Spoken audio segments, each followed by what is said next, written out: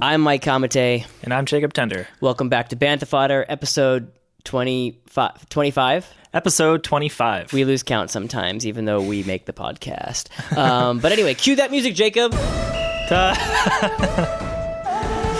Oh yeah, that music means that something amazing has happened, and that amazing thing is that we saw a new Star Wars movie. Jake, you sound so excited. Well, as we'll find as we get into this episode, I think our roles may have actually switched up a little bit on this episode, Mike.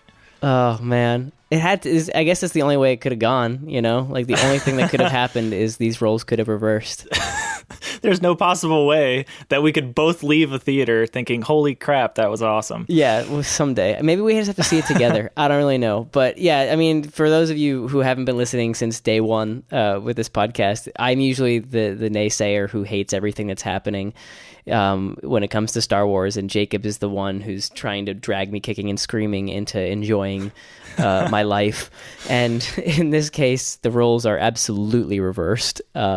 I think maybe it's not as dramatic as Jacob's making. Probably not. Okay. No. We are discussing today The Last Jedi, Episode 8, Star Wars. I don't know why I said it completely backwards, but yeah, that is what we're discussing. So, here's your warning: we're going to be throwing a lot of spoilers in here today, a lot of really things that will ruin the movie for you. So, Mom, please, I know you haven't seen the movie as of me talking to you last, so please turn this podcast off. I know you love hearing me talk, Mom, and you love supporting things I do, but you can't listen to this, or else you will actually ruin the movie for yourself. It's true, Ms. Kamate. Please go see the movie right now. Honestly, you can probably catch a late night showing of this somewhere.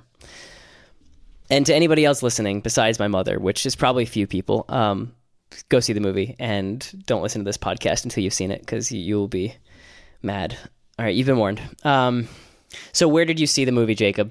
I saw the movie in Canton, Ohio, like I usually do. I went with my two buddies, Brandon and Drew, and we went to the 9:30 p.m. showing for the first one, and then we caught a second showing at 1 a.m. And remember, you had a final the next morning, right? I did have a final scheduled. I actually convinced my geology professor to allow me to take the exam like 4 days early, so that I wouldn't have to deal with it the morning after watching Star Wars, which works out because normally I work really early on Friday mornings.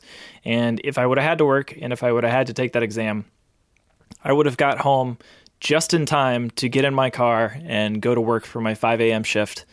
And then after that, I would have had to race across the county to college and take an exam. There's no way you would have made that alive. No way. So it worked out. How would you have fared on the test with no sleep? It was a really easy test, but it was a lot of memorization, and my brain would have been far too foggy to complete that test as quickly as I was able to on Monday. Like it could have been bad. No, I think it turned out well. So is this one of those like real D, 3D, all Ds that we discussed 2 years ago when you saw The Force Awakens? Yeah. First showing was Cinemark XD. It was not in 3D. The second showing was in Real D 3D. I actually preferred watching it in just the standard XD definition. Strong agree with you there, yeah. 3D was not super strong in this movie. It didn't really add much. It was more sort of distracting, and I just hate those glasses. Oh my gosh. Yeah. I mean, I don't think you have to ask me where I saw mine. I absolutely saw mine at the one, the only. Come into Jordan's Furniture now. Buy as much as you want, and we'll give you a discount. Jordan's Furniture. Twice the sales. So, I mean, like, I will always go to Jordan's Furniture because I need a sofa love seat combo. At least I need to explore my options. Actually, we had the last showing of the night. I saw a 10 o'clock showing on Friday night, and they were like, "Oh, guys, just so you know, it's the last showing of the night, so you guys can't exit through the showroom." And I was actually really upset because I wanted to go look at sofa love seat combos. I was with my girlfriend Erin for the first time watching a Star Wars movie, even though we've been together for at least 2 Star Wars movies now. 2 new Star Wars movies, that is. This is the first time we saw one together in theaters, and I was with my best friends. I couldn't have asked for a better viewing experience. Like, we got middle row. The only thing I really don't like about Jordan's is their 3D glasses. It's just... The 3D wasn't worth it, first of all, and second of all, like they have this weird like vignette kind of like letterboxing that these 3D goggles they have there do, like special Dolby 3D ones, and that like an alarm goes off if you leave the theater with them. And oh, really? Yeah, and it's just like it gives you this weird kind of bracketing that you can't really. You eventually get used to it about like an hour into the movie, but for the most part, it's just like this weird kind of tint around the edges of the frame, probably just because of how dirty these glasses are. They're not disposable ones, so gross. Well, seating this time was much better than in years past. When we saw The Force Awakens for the first time, we were sitting in the very low seats where you're basically craning your neck up to watch the entire movie. That sucked. This year, they actually did reserve seating, and they also renovated the theater at some point, I think in the last year. So they had the luxury recliners, which was really awesome. And they also started serving booze, so we were able to have a beer. Did you get saucy during Star Wars?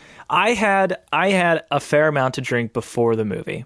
And then by the time the movie started, I was totally fine. And my buddy got a couple of expensive beers at the concession stand. And just kind of sipped on that throughout the whole thing. Was this your first theater viewing of Star Wars under the influence, Jacob?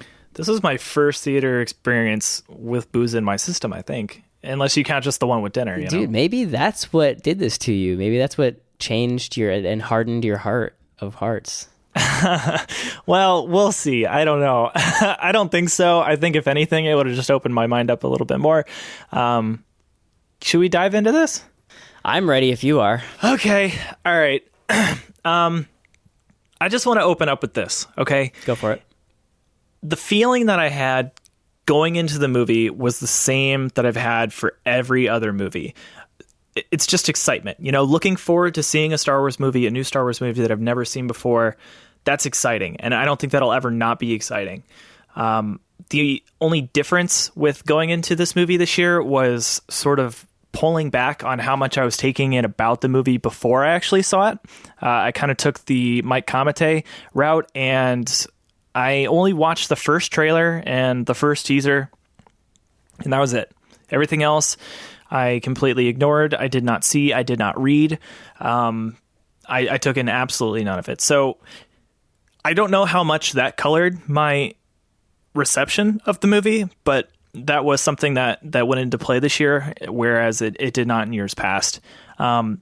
Leaving the movie, at least the first showing that I saw this time, was just totally bizarre. I just felt... I left the theater feeling queasy.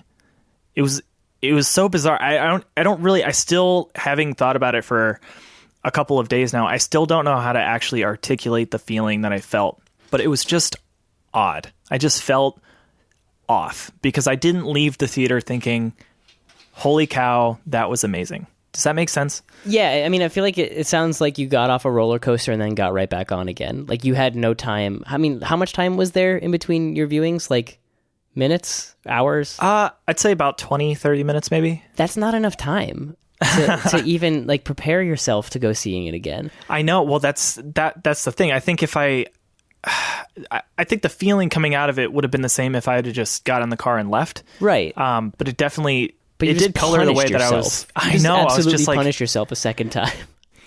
And this year, you know, I've done the two viewings in one night before, but this is the latest that I've ever done it because the first showing started at 9:30, so the second showing was at 1 a.m., which was really late. That is way too late to watch a movie. I was pretty tired already, and when I got out of that theater, and I just felt like, oh man, I have issues. I've got issues with this movie. It definitely came across my mind to just leave, even though I had paid for the ticket months ahead of time. And wow, I didn't drive, so I didn't really have an option with that. I think all three of us were really tired, and I bet if I had made a strong enough case, we may have left. But there was another part of me that really wanted to give it another shot because, again, like this is a new Star Wars movie, and I love Star Wars movies, and it just felt so strange to me to walk out of that theater thinking that wasn't the enjoyable experience that I was anticipating. So I wanted to give it another go. And the second time around, I liked it a lot more.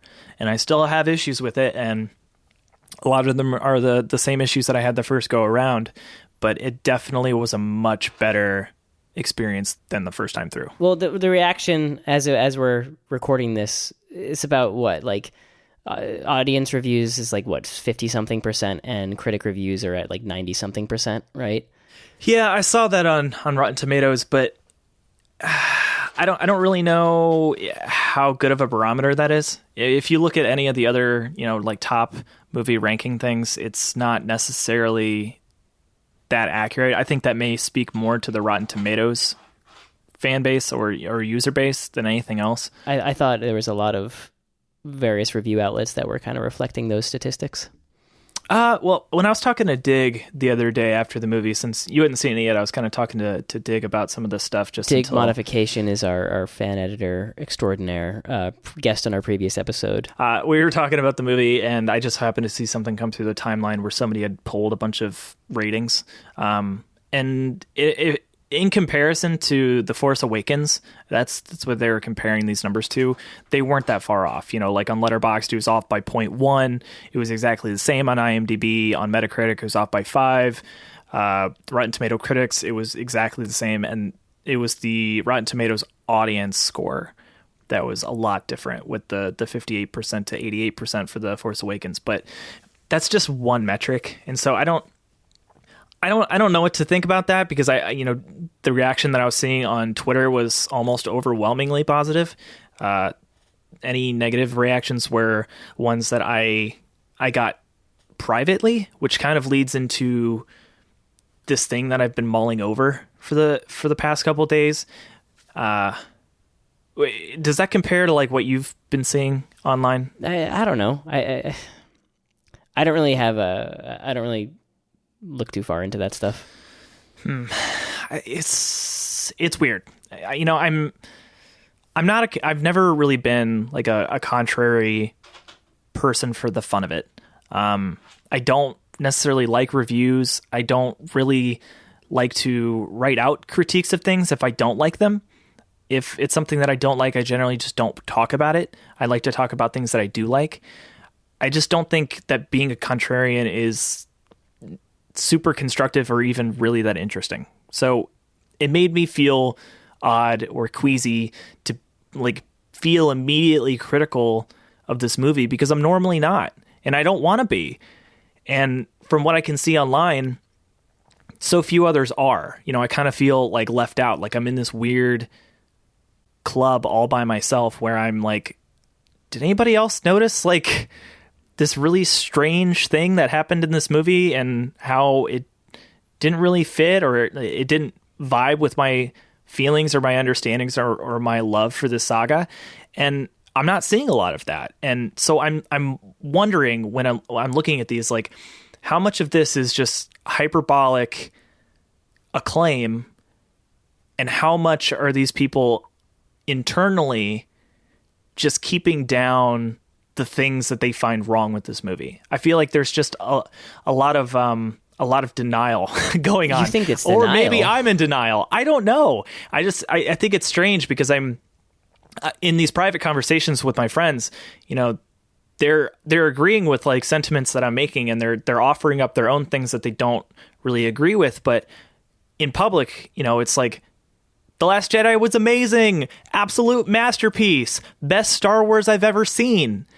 And it just doesn't compute. Like, I feel like the numbers here are skewed, and the public perception is different than what people are really feeling, which is what I'm feeling. And that's why I really haven't talked publicly about it at all. And if anybody's asked me my opinion on it, I'm very hesitant to give up that information. And that's why I think this is going to be a very strange episode, because I don't know, I'm going to have complaints.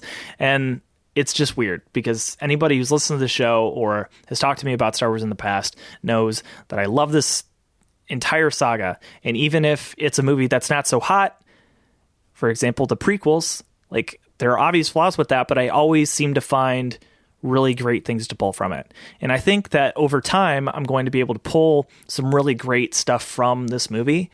But just coming out of the first two viewings, my mind is just cycling over these really bizarre things that aren't that great. So, Mike, your job for this episode is to help me find the light find the cool stuff that was in The Last Jedi and hopefully at least just level me out a little bit, because so far my feelings toward this movie are a lot more negative than I would have expected. I don't know. That's a lot of responsibility, man. Well, let's see what happens. I mean, I feel like I find you in the spot that I was in at the young age of 14 years old or so when Spider-Man 2 came out. Remember Spider-Man 2? Yeah. The Sam Raimi one, not the Amazing Spider-Man 2, not the Andrew Garfield one. Spider-Man 2, Sam Raimi, Tobey Maguire, the Doc Ock one. Okay, so Spider-Man 1 was, one of my favorite movies. I love watching it all the time. Spider-Man is my favorite superhero ever. And Spider-Man 2 comes out, and, I'm so hyped up for this movie. I've been tracking it, since, the internet was, not in its infancy by any means, but, definitely not as expansive. The rumor mills were not, I don't know if Reddit was even a thing back then, and, you had to go somewhere to find it, rumors. You were, buying, magazines, off the rack to learn about behind the scenes things that were going on in movie shoots. But I was following it as much as I could. And I went into Spider-Man 2 and with two of my best friends, and I walked out of the theater just so disappointed in the movie. And I couldn't really put my finger on it at the time, but I felt like you walking out of Last Jedi, just saying oh man, I feel queasy. I feel so let down. I feel like something was wrong. And what it came down to was my expectations had just been completely subverted. I had built some story up in my mind that I wanted to happen. And really what it came down to is, spoiler alert for Spider-Man 2, skip ahead 10 seconds if you don't want to hear me talk about this. But at the end of the movie, this 12-year-old movie or something like that, at the end of this movie, Kirsten Dunst, Mary Jane, finds out about Spider-Man's identity as Peter Parker. I was upset about that. And I had walked out of it just being disappointed. And I couldn't put my finger on it at the time, but it was really just things not going the way I wanted it to.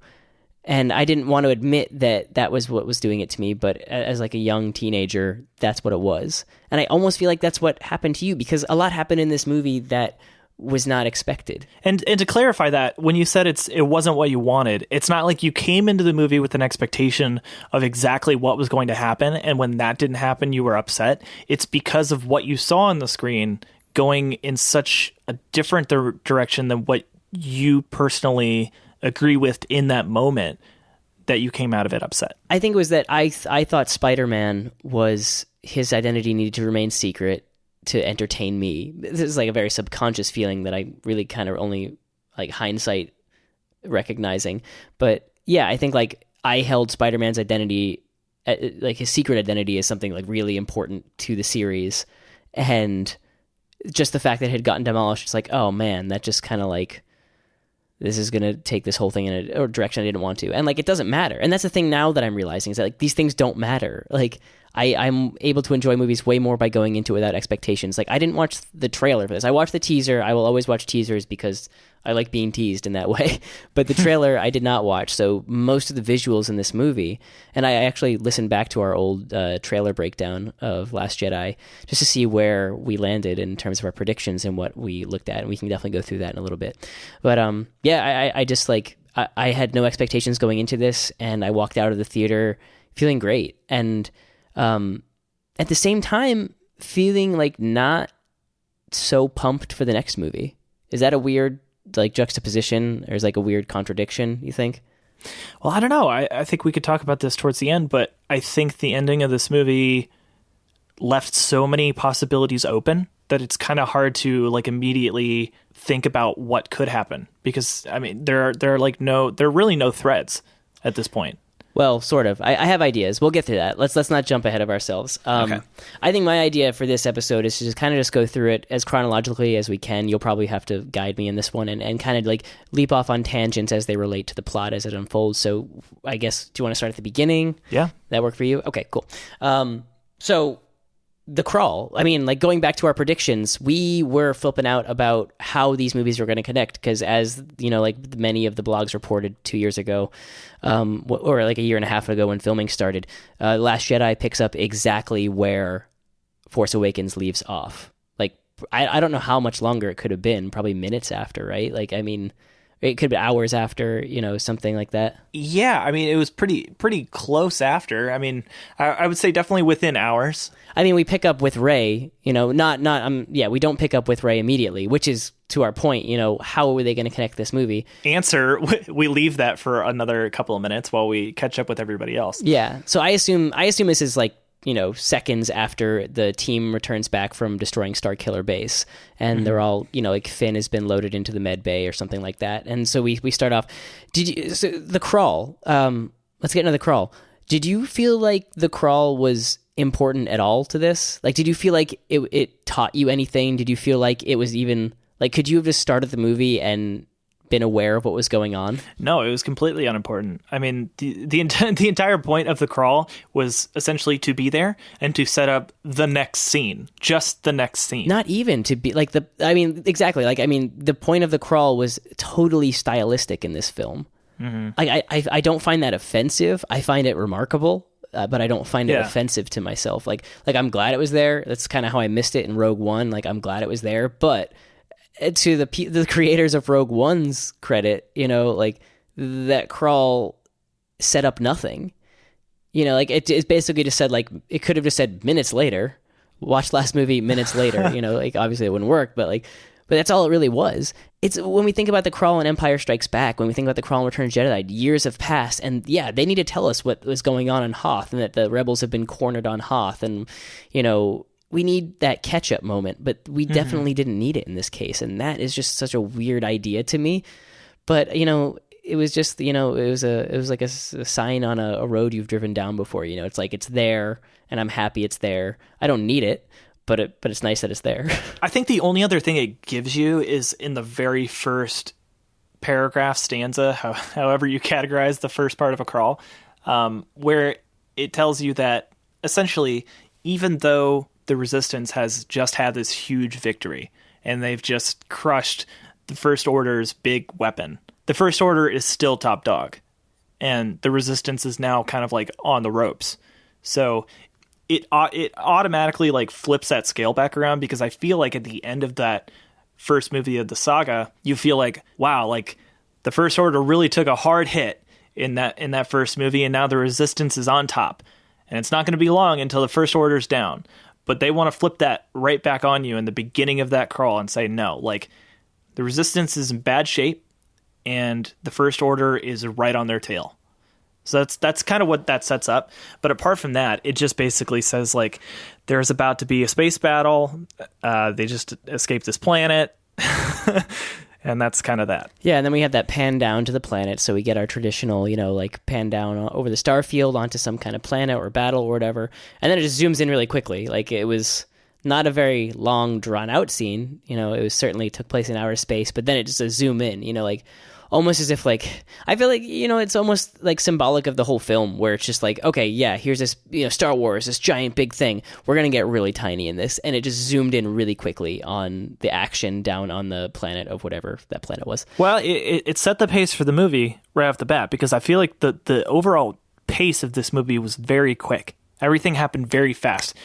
Like, they fit a lot into this movie, probably too much into this movie, even though this is the longest Star Wars movie there ever was. A lot happened, plot-wise in this movie. Like, a lot of things were moving about.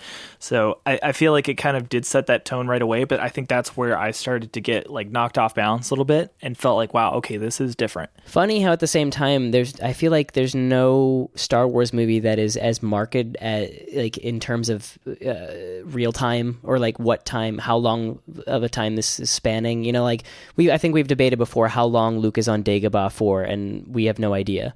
Like, I think we ended up at like 5 days or something like that, 6 days, maybe 2 weeks tops. But like, it could have been 30 days for all we know. We don't know how long Han and Leia were on Bespin, before they got betrayed. But I mean, there is an actual timeline, but I feel like this movie is the only one that's spelled out like, we have 18 hours of fuel left, or like whatever, like whatever the conflict is. Right. Yeah. Timelines. I mean, it definitely had like a more distinct timeline. I mean, this whole movie is one giant, long, slow chase scene.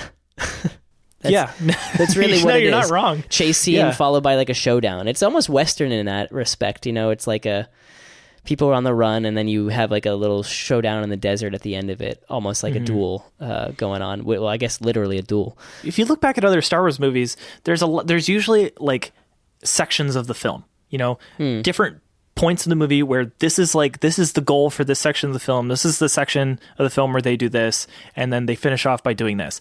This entire movie was basically following one thread, and there were other things happening, like little side adventures on the side, but the main thread was pretty much the same throughout the entire film from start to finish. And that differs even from The Force Awakens. And in The Force Awakens, you could argue that for most of the movie, they're focused on Starkiller Base, but I mean, almost the first half of the movie, they're not. So this one was definitely strange in that respect. And I feel like it discredited some of the side adventures. For example, the one with Finn and Rose was really not that tight. I didn't feel like that plot really was that strong, and maybe we can get into why later. But like I said, there's a lot going on in this movie. So when they kind of branch off these side stories, I'd like to visualize them as escape pods coming out from the main ship that's being chased. I like that metaphor. It's following those escape pods make up good portions of the movie, but the main thing is that ship. You know what I mean? And good stuff happened on that ship. I really enjoyed some of the characters that came from that main plot line, which takes place almost entirely in space, which is also a very different thing for this movie, I think. Like open space rather than within a giant ship within space. I had a lot harder time segmenting this mentally in my head into acts. I think maybe it's just, the benefit of repeated viewings for Force Awakens and all the other films. But, I feel like it's been way easier to draw lines saying Act 1, Act 2, Act 3. They've all been very clearly 3-act dramas or whatever, space operas. This movie brought more to mind like the kind of the Dark Knight kind of mode of filmmaking, where I feel like Dark Knight, Chris Nolan's Dark Knight, was more of a 5-actor, where we don't really see those that. I mean, I'm sure you could like draw like a bell curve, for the action in that movie, but the way the rises and falls, it felt more like a Shakespearean, like 5-actor kind of thing. And I didn't count it out. And I think ultimately I was able to find 3 acts somewhere in this movie and feel like, okay, now it's happening. Okay, but more often than not, I was saying like, oh, well, no, I guess that wasn't the end of Act 2, or that wasn't the end of Act 1. Where are we now? And like, I was questioning that. And so it felt less, the lines weren't as clear for me in where we were in the plot. And that's because I was, I kept losing track of time. This movie was 2.5 hours, which is very long. I turned to Ben afterwards and I said, there's a lot of fat in this movie. And he's like, what was it? And then I thought back and like, I guess like the fat itself, like I wanted to say there was like a plot line that was fat, and he pointed out like, no, that was a very important plot line, so it couldn't be fat. I was like, yeah, okay. So, I mean, I guess the fat was like just like the little milliseconds and seconds of little jokes in between here and there that got sprinkled in. I mean, think about, let's keep it moving. Like, think about the first act. Like, yeah, that first act was more of like a third act to me. And I think afterwards, I just kept saying like, okay, how is anybody going to follow this up? Like how is the rest of the movie going to go if that was the opening, Well, it opened, the first act of this movie opened up almost exactly the same way The Force Awakens did, with Poe and Poe comedy, which is fine. Having a Yo Mama joke in a Star Wars movie is new, but you know what? I laughed, and that was like the first moment where I was like, oh no. It was a long bit. Oh no. It was a really long bit, and it kept dragging out. I'm like, oh no. And I really started to feel worried, but I did laugh. So I don't have like a whole lot of qualms with that. I thought it was actually kind of funny. And it was funny. I think it was. It is. And it is a kid's movie, and it totally makes sense in a kid's movie. And it's better than most of the kids' movies that are in theaters right now, where every other joke is a fart joke. So I was totally down with the Yo Mama joke, but it was different, and that kind of set it apart. But I think that way it did open up the same as The Force Awakens. I just find it so silly that like that's what they spent time on in this. Not that it actually happened, but like the length of time, and I guess to that point, it's that was the point of Poe's joke, is to stall. Like he needs to get close enough to this dreadnought. So I mean, lots of little things that I loved in this. First of all, why did he have to? Why, if one person from the Resistance was trying to communicate with the First Order, why would they send an X-wing up to the ship to do that? If not, then to like distract them. Maybe a surrender moment. Maybe it's like, oh, they're giving us. You can do that from the ground, but they're giving us like their most elite pilot. You know, who knows? I mean, this is a movie, so you know we gotta. Sure. Okay. We're on for that. I know this is gonna be me talking you down off ledges the entire time. I did just write. First act real rough. Why do you think it was rough? Well, that's a good question. I thought it was definitely better the second time through. I don't know if that was because I was more drowsy, or if it just takes a second time to appreciate it. But that first joke bit definitely was odd. Overall, I really liked the like just the space scenes in general. I liked that it opened up essentially with a dogfight in space. That said, there were some glaring issues with the bombing run that went through.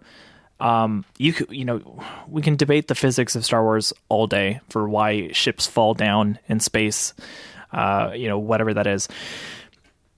For Resistance, that's supposed to have as much expertise as they do, especially with, Leia and Akbar being at the helm of this, just like they were for the Rebellion.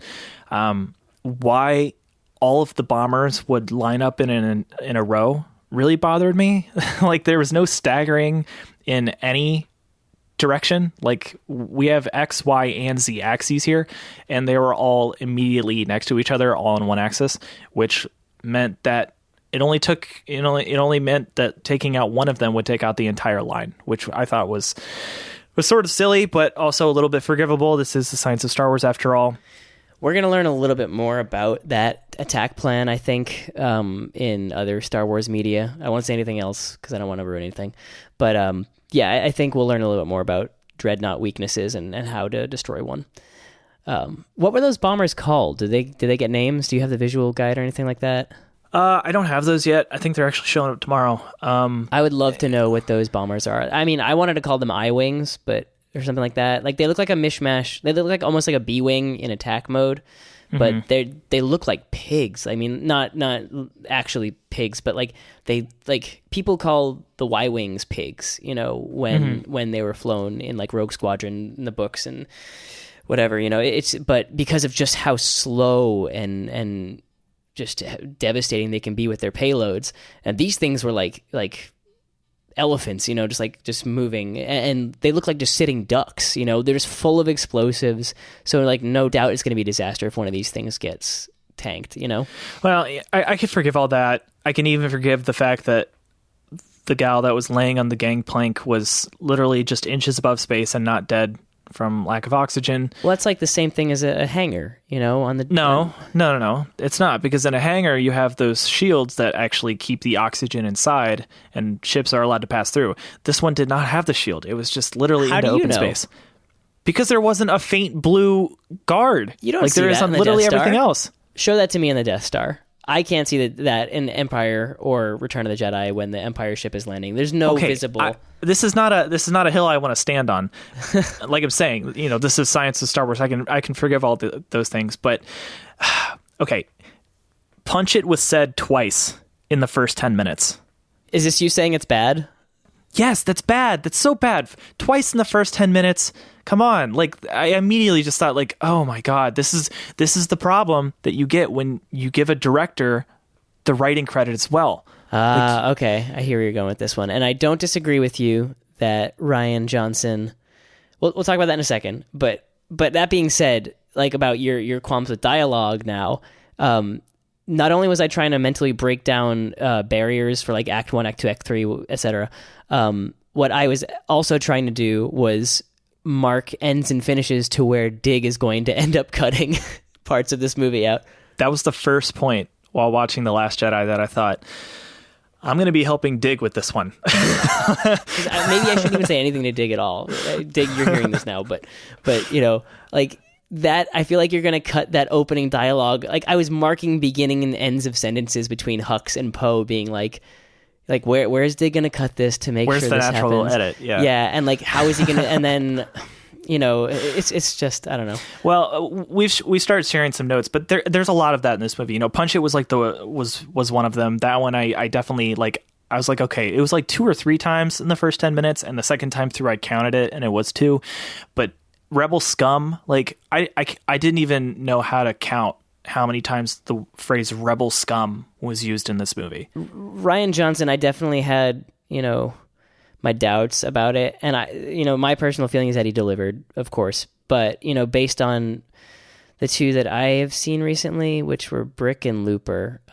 Brick, I love Brick, but and I like Looper, but there's always this air of like, it's almost like a high budget high school, or like college film, I feel like. Oh, Mike, I'm so glad you said that. Yeah, like I feel like when I'm dealing with Rian Johnson, who I adore Brick, I really had a great time watching Looper, but I feel like I'm watching some heady college concept that was suddenly given millions of dollars to be made and like an A-list of actors. So that's just how I feel about Rian Johnson. That being said, I think that's what I wanted out of this. I wanted something a little bit weirder, and I didn't want, like, remember what I told you a while ago where I said like, oh yeah, give me 3 Force Awakens please, that like J.J. Abrams every time.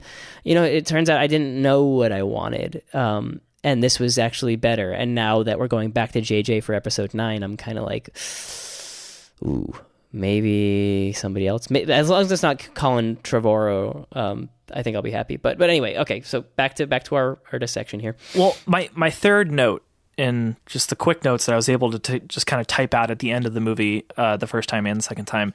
The third note was that I didn't understand what people meant by the Star Wars sandbox when they were talking about it in regards to The Force Awakens. I feel like a lot of people had issues with J.J. Abrams and how he directed this movie, how the movie was written, and how, it was, as some people say, a rehash of the first Star Wars movie. Mm-hmm.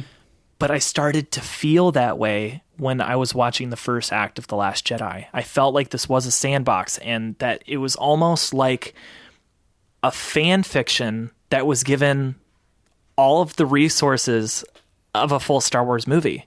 And like you just said, with, not knowing what you wanted until it happened, and this movie moving in a different direction, I feel like that's been a common argument given to people who are talking critically about the movie.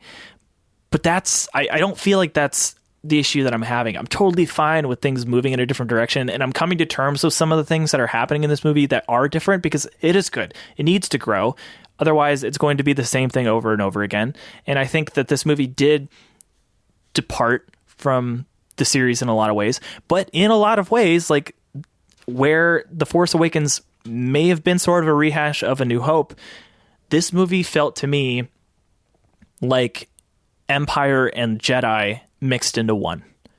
And because of the length and because of how much was in it, it felt like they really squished a whole bunch of stuff in there that sort of ended the trilogy nostalgically, if that makes sense. It pushed through the themes of Empire and Jedi all in one movie. And it added a whole bunch of new stuff on top of it. Stuff that's great, stuff that's questionable. But overall, that's kind of what I started feeling as I watched this. And it was that first act that really got me unsettled. And I actually liked a lot of the second half of the movie. So it was this first part where the dialogue was kind of odd, and in some places just like really corny. And there were just enough of those like little tiny science things. It's just like, is there anything being done to like check this? That's where I just started feeling a little odd.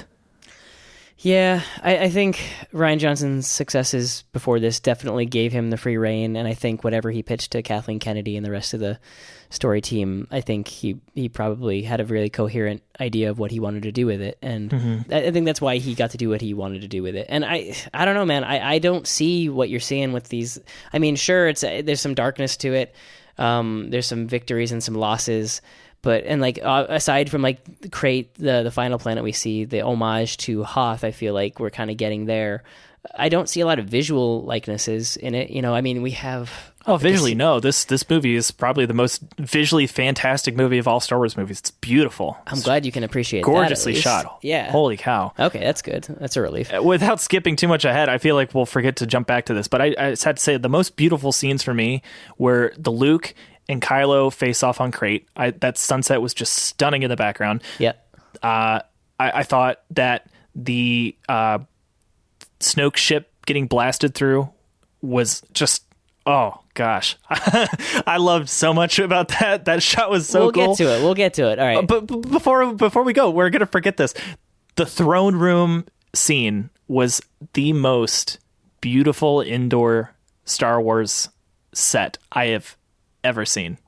I loved it. So good. Okay. Real quick before we get away from that opening act, I really just wanted to point out something really cool about the starfighter battles, because like I was like pooping my pants over how like the starfighters and everything like that. Like when I saw an A-Wing is my favorite fighter of all the fighters. There was a really awful piece. I think it was like Gizmodo or somebody. Did you see I was going to send that to you. Yeah. Well, my former roommate sent it to me, and I flipped out. Facetiously flipped out, but like I was just so pissed off at someone saying the A-Wings suck, because they're just the best. Like I would be an A-Wing pilot if I was in the Rebel Alliance, you know.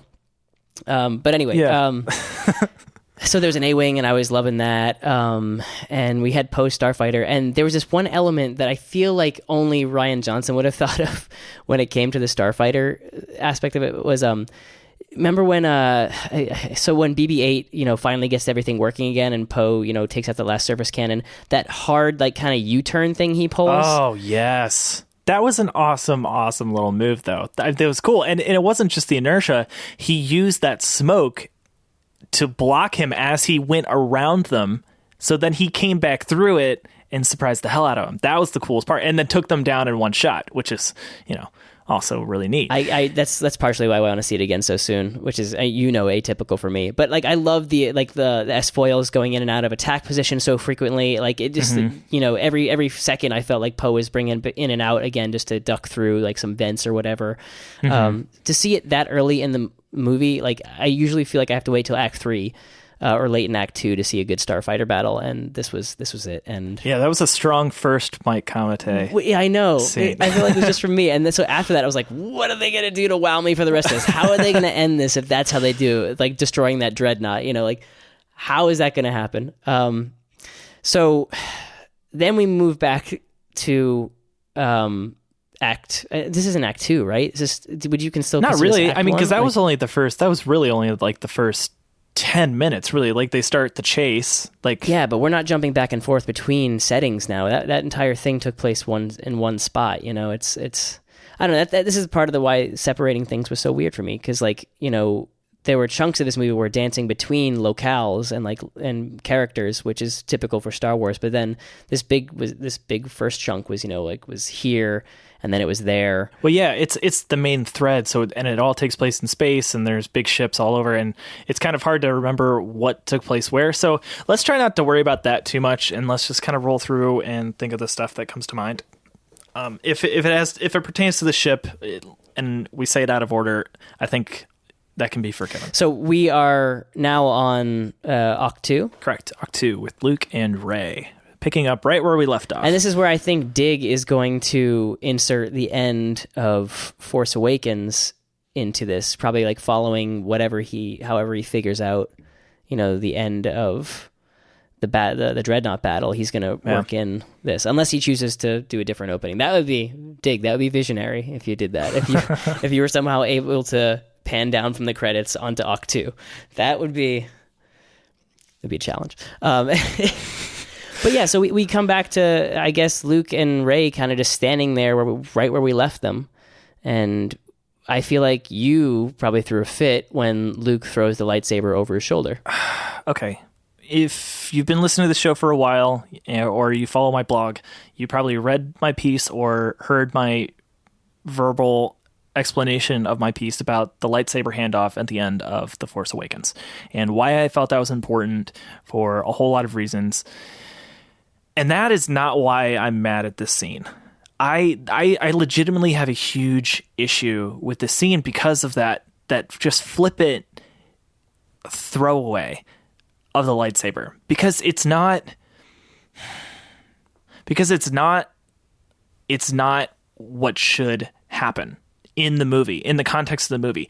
That scene is only funny, and it only makes like sense when we're watching it because of how we feel as fans who have been waiting to find out what Luke is going to say when this movie kicks in. We didn't get any lines from Luke in The Force Awakens. So for 2 years, we've been waiting to hear what the first words from Luke Skywalker are after decades of being off screen. And what did they do? They flipped our expectations by having him chuck his lightsaber down the hill. That was a meta moment that completely pulled me out of the movie.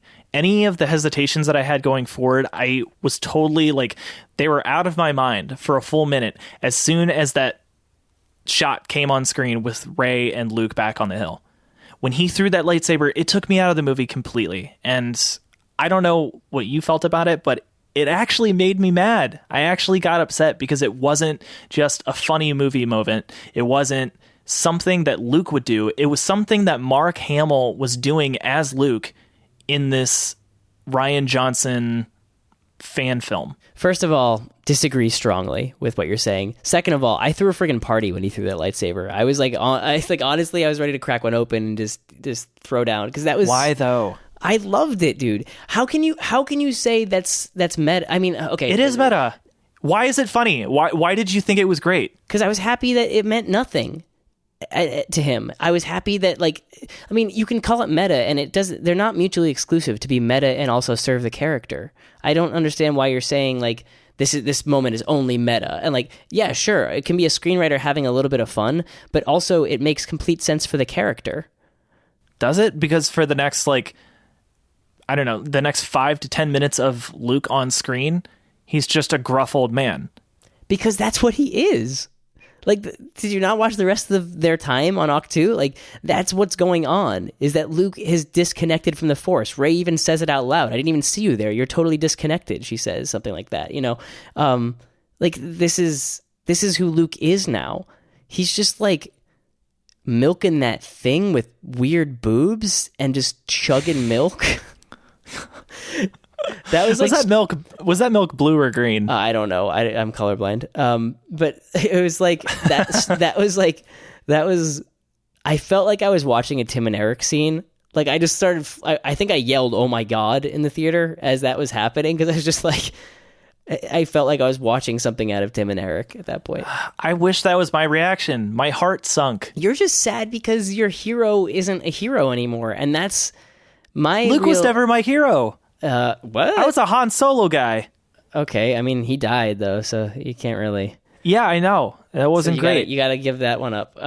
But I mean, that's the thing, is like, you know, this movie was about killing the past, about forgetting what you know.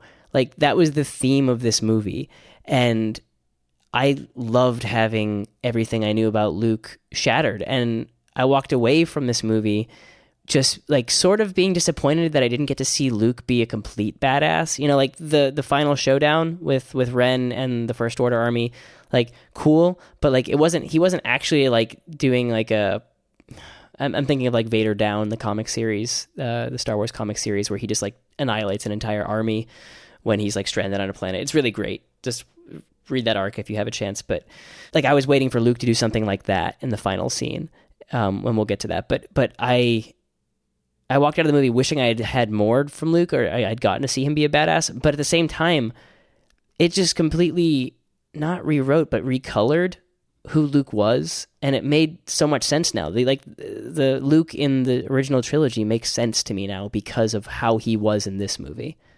And we can talk about that now if you want. I mean, I don't feel like we need to go too far into the plot of what happened in the movie. I feel like if he would have dropped the lightsaber, or if he were just not taking it, or if he would have taken it and then kind of tossed it back to Rey, it may have like served the same purpose in the context of the film, but it was that just kind of like dismissive back toss, which I think was almost identical to the toss that he made when he had that like little snack thing that Yoda had nibbled on, and he like sniffed it and then chucked it. It was the same. It was like the same thing, but it felt so meta. I don't know. It really bothered me, and the second time it bothered me, and I don't know how I'm going to move past that. It didn't fit. I agree with you that something can be meta, but it can also be serving the movie at the same time. I would have felt that way if the following scenes would have matched. I just don't think they matched that attitude. His attitude wasn't the same going forward. His first line is "go away." Yeah. And Chewbacca has to literally kick the door in for him to pay attention to anything.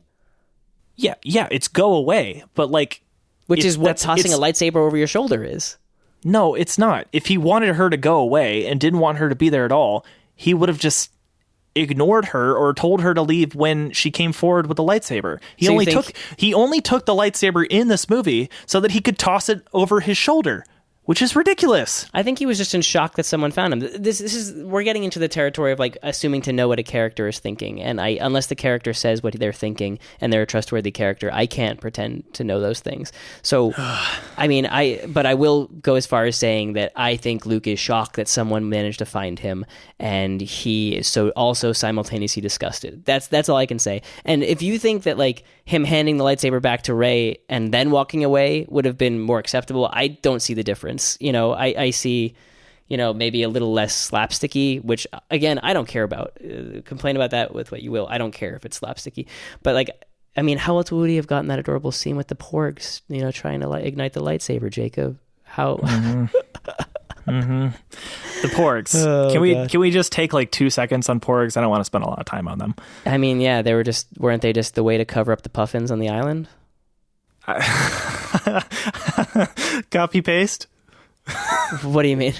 Well, I don't. I didn't think about it like that, but I don't know. I think that's wasn't that why they figured it out to disguise the puffins on the island?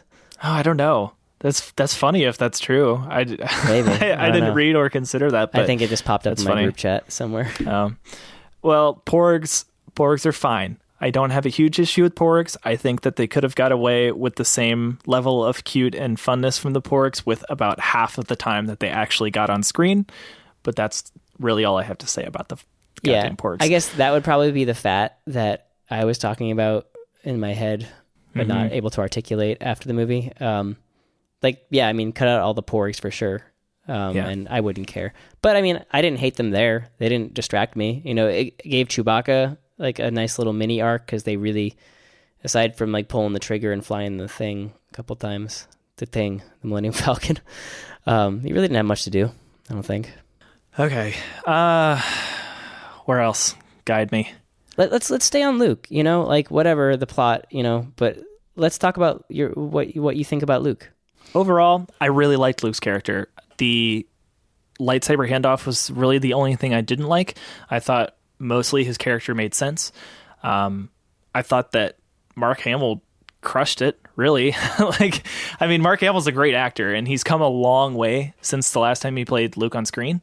But I thought he re-embodied Luke almost perfectly. Like the voice, no, he really did. Considering Mark Hamill is primarily a voice actor now, or he has been a voice actor since Star Wars, I should say. His Luke voice was so distinct. I just thought it was so cool. No, he really did a great job. But I think he took the character even a little further. I feel like as an actor, he was able to portray a lot more than he did in Star Wars, because Luke wasn't there wasn't a whole lot to Luke really in the original trilogy. He's a great character, but he's like the everyman hero who has this spectacular power and has this backstory. But as a person, he's not fully developed in the first one to begin with. And then as he develops, there's intrigue and there's interest there, but there's not a lot to his personality or the way that he thinks about things. And a lot more came to the surface in The Last Jedi with Luke that I really enjoyed. It was odd to cut him down. You know what I mean? I feel like he does have he was, self-ascribing himself this legend status, almost ironically, I feel like he was giving himself this legend thing. What am I going to do? Stop the First Order with my laser sword, march out there in front of them. Yeah. But at the same time, it's it was weird to see my hero like, the hero of the original trilogy, the one who was supposed to maybe balance the Force, arguably, turn out to not be as powerful as I thought he was, or as not perfect, but like it made the end of Return of the Jedi. You have, with the expanded universe, you have a way that you think Luke goes in terms of becoming this all-powerful Jedi, like just super excellent, wise beyond his years. And we kind of see that Luke didn't do that. Luke didn't become like this wise, all-powerful Jedi who was near infallible, like Yoda status or whatever. He just, he was a half-trained dude when he faced off against Vader, and Vader saved him. Like Luke would have been, Force lightning pulp after the Emperor got done with him on the Death Star, but Vader saved him. And, in our minds, I think we said, oh, Luke is the one who's going to go off, and he's learned so much from this. And now, he faced his life challenge, and he's going to go start the Jedi Order again and become a great teacher. And he sort of did that, but at the same time, it was just a guy who only half knew what he was doing. And I'm sure, like we got some glimpses of amazing Force powers, especially, his feat at the end of the projection, I guess, the Force projection. So no doubt Luke is powerful, but we did not get to see like army crushing. Like I imagine Luke would be able to just crush an army, the way that Vader could. But yeah, I just, to see my hero kind of cut down a few pegs. Well, they did subvert my expectations with taking Luke out at the end of the movie. I thought it was a really poetic end, and I'm not going to lie, I got pretty emotional both times when I saw that final scene. Like, I got a little teary-eyed at those. And which one, where he disappears? Yeah, at the very end, with the robe kind of flying off. Like, it was really well set up, and with the scene before it being as impactful as it was, I don't know, it really did get to me. But what that brought to my attention at the end of the movie was how little sentiment I felt towards Princess Leia's character, when I would have expected to feel even more sentimental about her character. And that's was meta. What do you mean? Well, yeah. If you were to feel more sentimental about Princess Leia's character because of the death of Carrie Fisher. Because I know that she's not going to be like on screen in the next one. Yeah. But the fact that at the end of this movie, Princess Leia is still alive, like that, it did color it a little bit differently, because there was a spot in this movie where it would have made sense to just let her go. And that was also the spot that I had maybe the biggest issue with in this movie. Oh, which is that, when Leia got sucked into space? No, when she got sucked into space, it was fantastic. I thought, oh wow, like, that's kind of a crushing end. But it's what happened after she got sucked into space that was kind of odd. Did you Superman that? Yeah. Okay. I mean, come on. What were your thoughts on that? I need to know. What did you think when that happened? Let's start with my overall thought on Princess Leia's character. I think that was the most respectful way to deal with the death of Carrie Fisher in the film. And I think that's probably the only way they could have dealt with it, as far as the way they treated her throughout the whole movie, giving her, beginning to end, no death or anything like that. So that being said, that was when it happened, I was ready to let go, and Leia was sucked out into space, and we have some more action, blah blah blah, and then we cut back to her frozen body, kind of just floating there. We just kind of zoom in on it, and I was maybe sweating from my eyes at that point. Maybe there's a little sweat coming from my eyes. The close-up on the face, maybe, here it is. Last episode with Dig, I worked on this instrumental MIDI file of Leia's theme. And so maybe it was just like being really entrenched in that Williams score. But like hearing Leia's theme with a close-up of her face, I felt like I was at her funeral, like in real life or something like that. So that was, I'll go ahead and say that was kind of like a meta tearjerker for me. I was believing that I was seeing my last glimpses of Leia. And so, I hear, I have this emotional state where, maybe some water's dripping from my tear ducts. I don't know what's going on. But, no, I was crying. Okay, I'll admit it. I was crying in the theater a little bit. And then it slowly, they really just inch you into what's about to happen. I didn't know if they were going to show us a lifeless hand kind of just floating there, and this was just kind of just like a take a look at this, kind of thing. But then, it starts twitching, and you find out that, Leia has not just been a general these last 30 years. She has actually she has actually been catering to her Force sensitivity, and she has been saving that, and she's maybe learned a thing or two from Luke. And maybe this is the part of the movie they didn't get to film with Carrie Fisher. Maybe this is like the Tarkin part of this movie. And it looked a little goofy. And there's a million ways you could have brought her in from outer space, based on my experience with previous Star Wars video games. Yeah, there's lots of ways they rescue bodies from the cold vacuum. But it looks stupid, sort of. It looks stupid. Maybe it looked really stupid. I don't know. But again, my emotions were totally coloring the moment, and I really, they went from tears of sadness and acceptance of losing this human being in real life, Carrie Fisher, and then also this character in this movie, this is really how she goes, almost peaceful, to tears of joy, being like, whoa, what's going on here? She's a fighter. I don't know. So I am strangely, maybe just as a reflection of how I feel about the entire movie, I'm okay with these decisions they made. I was in it for the ride. I had no idea about anything that was coming, and I was definitely on a roller coaster for this one. You tell me now. You shoot. What do you feel about that scene? What are your problems with it? When the hand twitched, and I think it was the eye twitched, it was a heart sinking moment, because I was like, that's it. Like you said, she, even though her bridge was destroyed, she was sucked out into space, and she looked peaceful. It looked like she was floating there peacefully. And it was a resolution to the scene where it shows that Kylo couldn't pull the trigger and kill his own mother, because, we saw that once. That wasn't going to happen again. When he made that choice not to kill her, that was sort of it was a redeeming moment, because she had already come to terms with the fact that her son could not be brought back. But that moment showed that there was still hope for Kylo, and then she was taken, and she was out in space, and she was floating. And I thought, wow, they really pulled it off.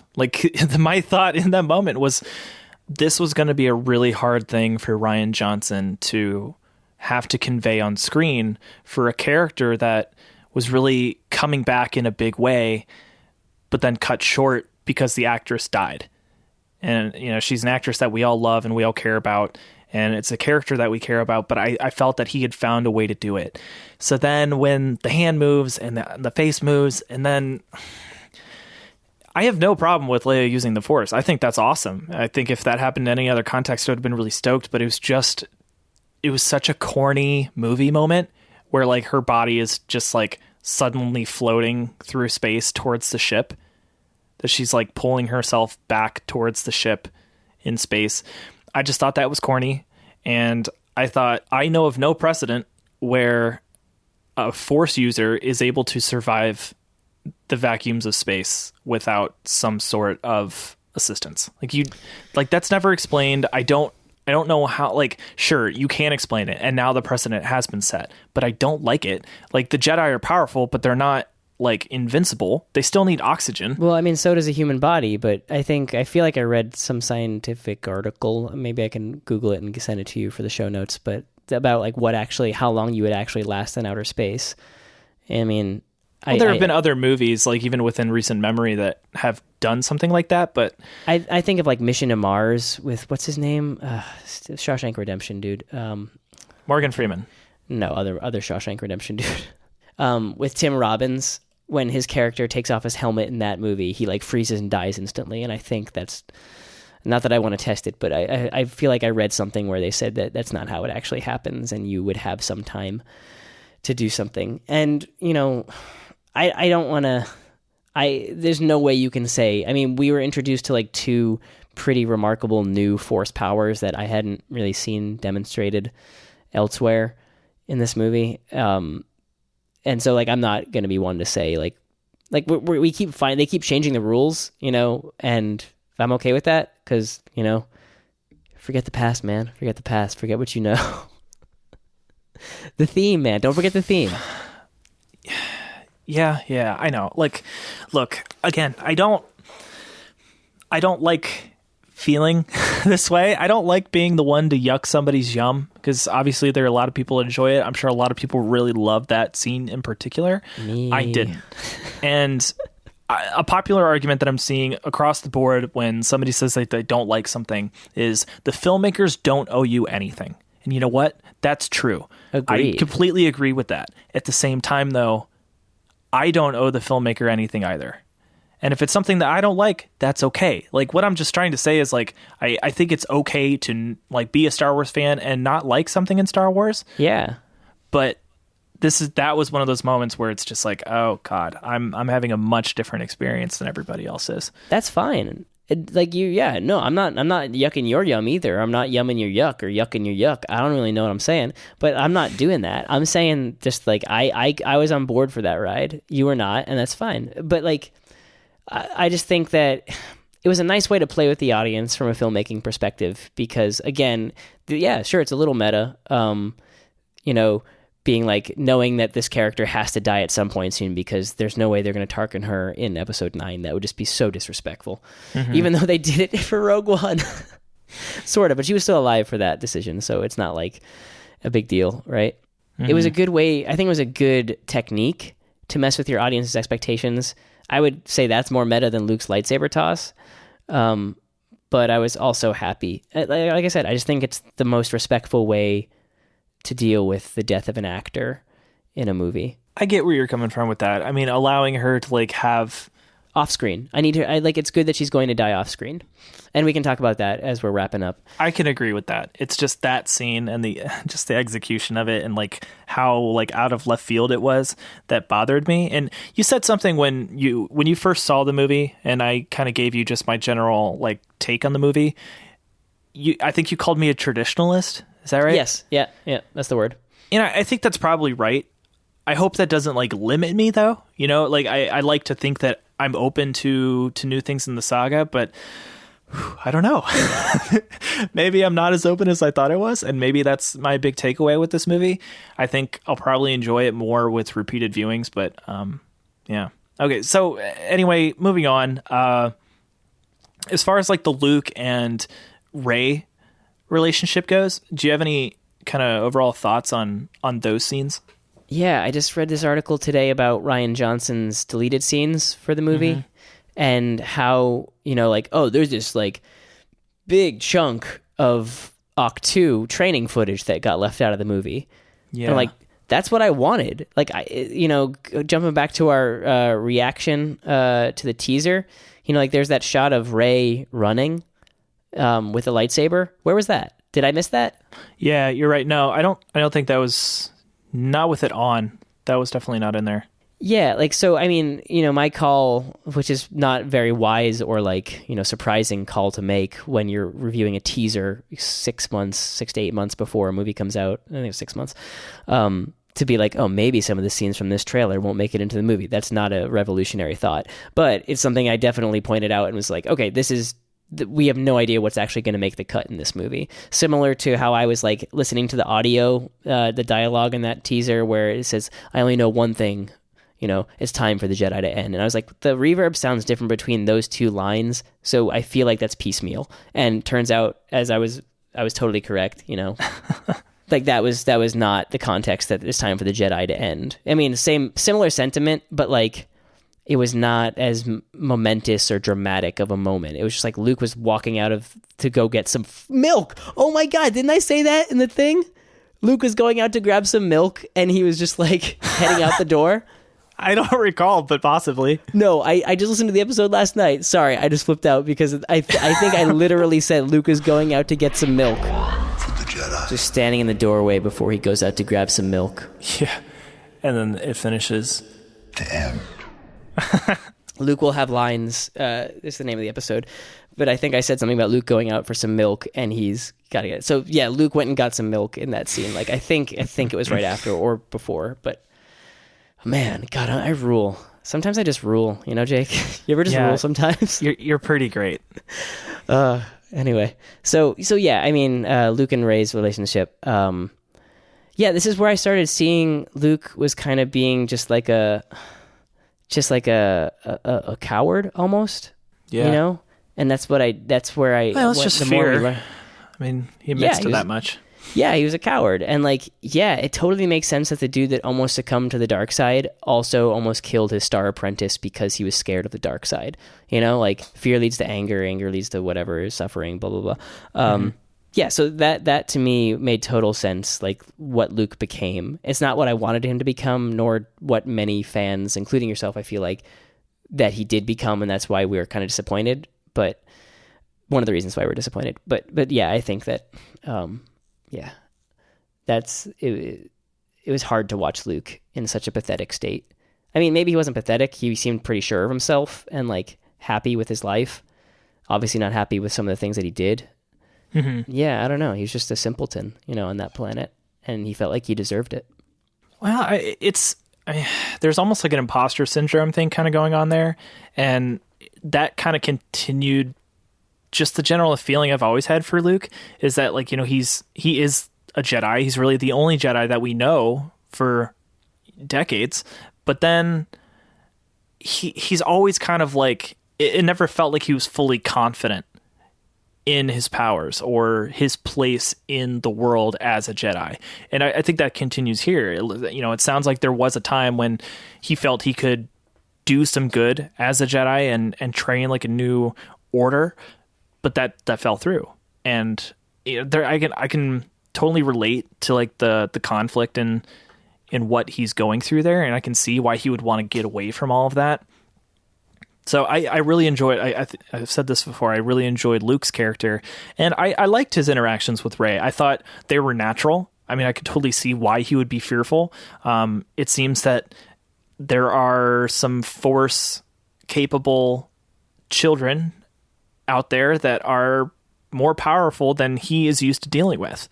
We don't really know anything about the kids that he had rounded up for his academy, but I think seeing what Rey is capable of more than anything scared the living hell out of him. And I think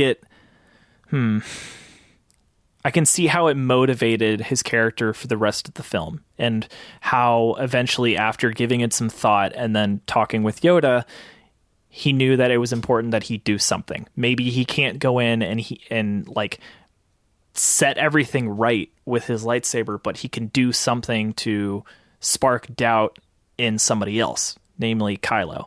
And there was that scene where he's training Rey. I think it was the first lesson where he spoke about balance, which is something that we like to talk about on the show. It's a reoccurring theme where, you know, the question is, what is balance? Is balance like equal parts good and light? Is it complete absence of darkness? But he pretty much flat out says that, like, there has to be both. That's what balance is. Like, you can't make all of the bad go away and then call that balance, because that's not, that it doesn't work that way. And he talked about the arrogance of the former Jedi Order and how that, you know, kickstarted this whole thing. And he was able to tie a bunch of things together and really canonize some discussions that we've been having on the show. And that I really enjoyed as well. And, you know, giving that information to Rey kind of gives her more of an understanding as she begins her journey as a Jedi that he had when he got started. So that's really important too. I just word vomited all over you. I know. But I mean, you're not complaining, right? No, most of that I liked. Like I said, the first part of the movie was the part that I had the most issue with. After that, I was really starting to enjoy some of it. Then it can only kind of lift you up from there. Yeah. I mean, you nailed it with Luke and Rey. I don't think there's much more to say on that relationship. I do want to know what lesson number 3 was. We didn't get that, right? Oh, shoot. Well, maybe we did, but it wasn't distinctly bulleted. I don't think we got it. Well, maybe we did, but it wasn't distinctly bulleted. Maybe it's in that scene that Rian Johnson cut out. There's like 20 minutes of deleted footage that's going to come to the DVD, apparently. Yeah, the running cut, or whatever it's called, the assembly cut, was 3 hours for this movie, so there's a half an hour. Yeah. I don't think we'll get like another cut of the movie. I think what we got is what we got, but we'll get some deleted scenes, which is fun. Dig, that one's for you. Dig's like mouth is watering right now, being like, assembly cut, deleted scenes, 20 minutes. He can do this. Oh man, maybe you and I can contribute some scenes for Dig. We can like. I think so too. And all the people that were like, I skipped the last 3 episodes because I have no idea what the hell you guys are talking about. Sorry, guys. All right, so moving on. Before we touched, I mentioned a little bit about how I thought that The Last Jedi was sort of equal parts Empire Strikes Back and Return of the Jedi. Just a couple more bullet points on that. 2 themes that I thought really kind of contributed to that idea for me, obviously, was like the training and the Dark Lord killing his master. And I do want to get into that scene more because that was probably my favorite scene of the entire movie. Yeah, can we should talk about Snoke too, just like in definitely. general, like as a concept. Yeah, there's a lot to go on there, based on the fact that there's not a lot to go on there. So the training, for sure, obviously that harkens right back to Empire Strikes Back. Having Yoda in there later was also another nice little throwback. The distant connections thing, though. I think as somebody might have said on Twitter, the space Skype, it's weird, right? Like, That's one of the Force powers that I was referring to before that gets kind of illuminated here. Illuminated's a good word. I'd say it's an exacerbation of an existing power, because we know that Luke had a connection with Vader. We know that he had a connection with Leia. You know, he called out to those people before. He's able to communicate with the Jedi who were able to do the Force Ghost thing at the end of the movie too. But there is precedent for people that have Force ability to be able to kind of contact each other through their minds. But in both cases, they were not that far away from each other. Rey and Kylo Ren's connection was a third-party connection, you know, which we eventually saw was, I think they kept that connection going after that third party was halved, right? But I mean, you're referring to Luke and Leia's connection in Empire, correct? Yeah, where okay. I feel like if you're to make a better analogy than Space Skype, in the former movies with Luke and Leia or Luke and Vader, that was walkie-talkie because they were not far. And I think in all of those cases, they were still within the same star system. Maybe when he connected with Vader, he was like in the middle of hyperspace. I'm not sure, but there's precedent for that. So that's a walkie-talkie. Whereas this one, I guess it's more like a party line because Snoke called both of them and then merged the call, and he was the conduit. And then somehow they were able to keep that thing going. But that was something new, it was something different. I actually didn't have a huge issue with that. I thought it was kind of interesting that they were able to like see each other and like physically, at least metaphysically, touch each other. Oh, and then, dude, they saw each other. Could you put a cloak on, please? Cowl. Mike. Cowl. Can you please put a cowl on or something? But He's then like, no, I'm working out. He starts lifting weights as they're doing it. The best part of that was that he didn't say anything at all. He didn't say a single word. He didn't even react. Oh, yeah, okay. But then, he's like 30, right? I think we placed his age at 29 or something. Yeah, he's a little bit older than Rey for sure. But then Luke was able to see him as well when he burst into the room. Did he though? Yeah. Or did he realize what Rey was doing? Well, how else could he realize it if he wasn't able to like see or sense exactly who it was that was sitting there, touching her hand? And then she immediately, like, she must have known that he saw or sensed exactly what that was because, you know, she immediately started grilling him about what Kylo had just told her about the attempted murder. That was kind of an interesting scene, though, with Luke over Kylo's bed, right? It was odd that they had to do it, kind of take us through it 3 times with 3 different points of view. That's this thing that the new movies are doing, I feel like, with flashbacks that the original trilogy and the prequel trilogy really didn't need to do. Like, I don't think... Like, I mean, you have Luke's Force vision kind of on Dagobah when he's in that weird crypt pit thingy.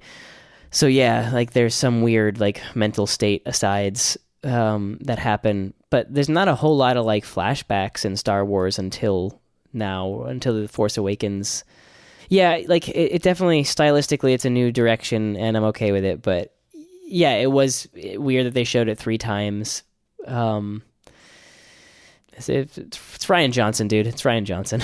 That's the thing. I feel like in most filmmaking cases, that would be the kind of thing that would get edited down. I feel like you could do that in a better way. Dig. But because, well, I mean, he's dealing with source material here. Like any fan editors, they're not really going to be able to fix this because of the way that the movie's set up, the way that it's structured, the way that they keep diving into this is because the plot is still moving, but they keep having to come back to this central point of that plot. Yeah.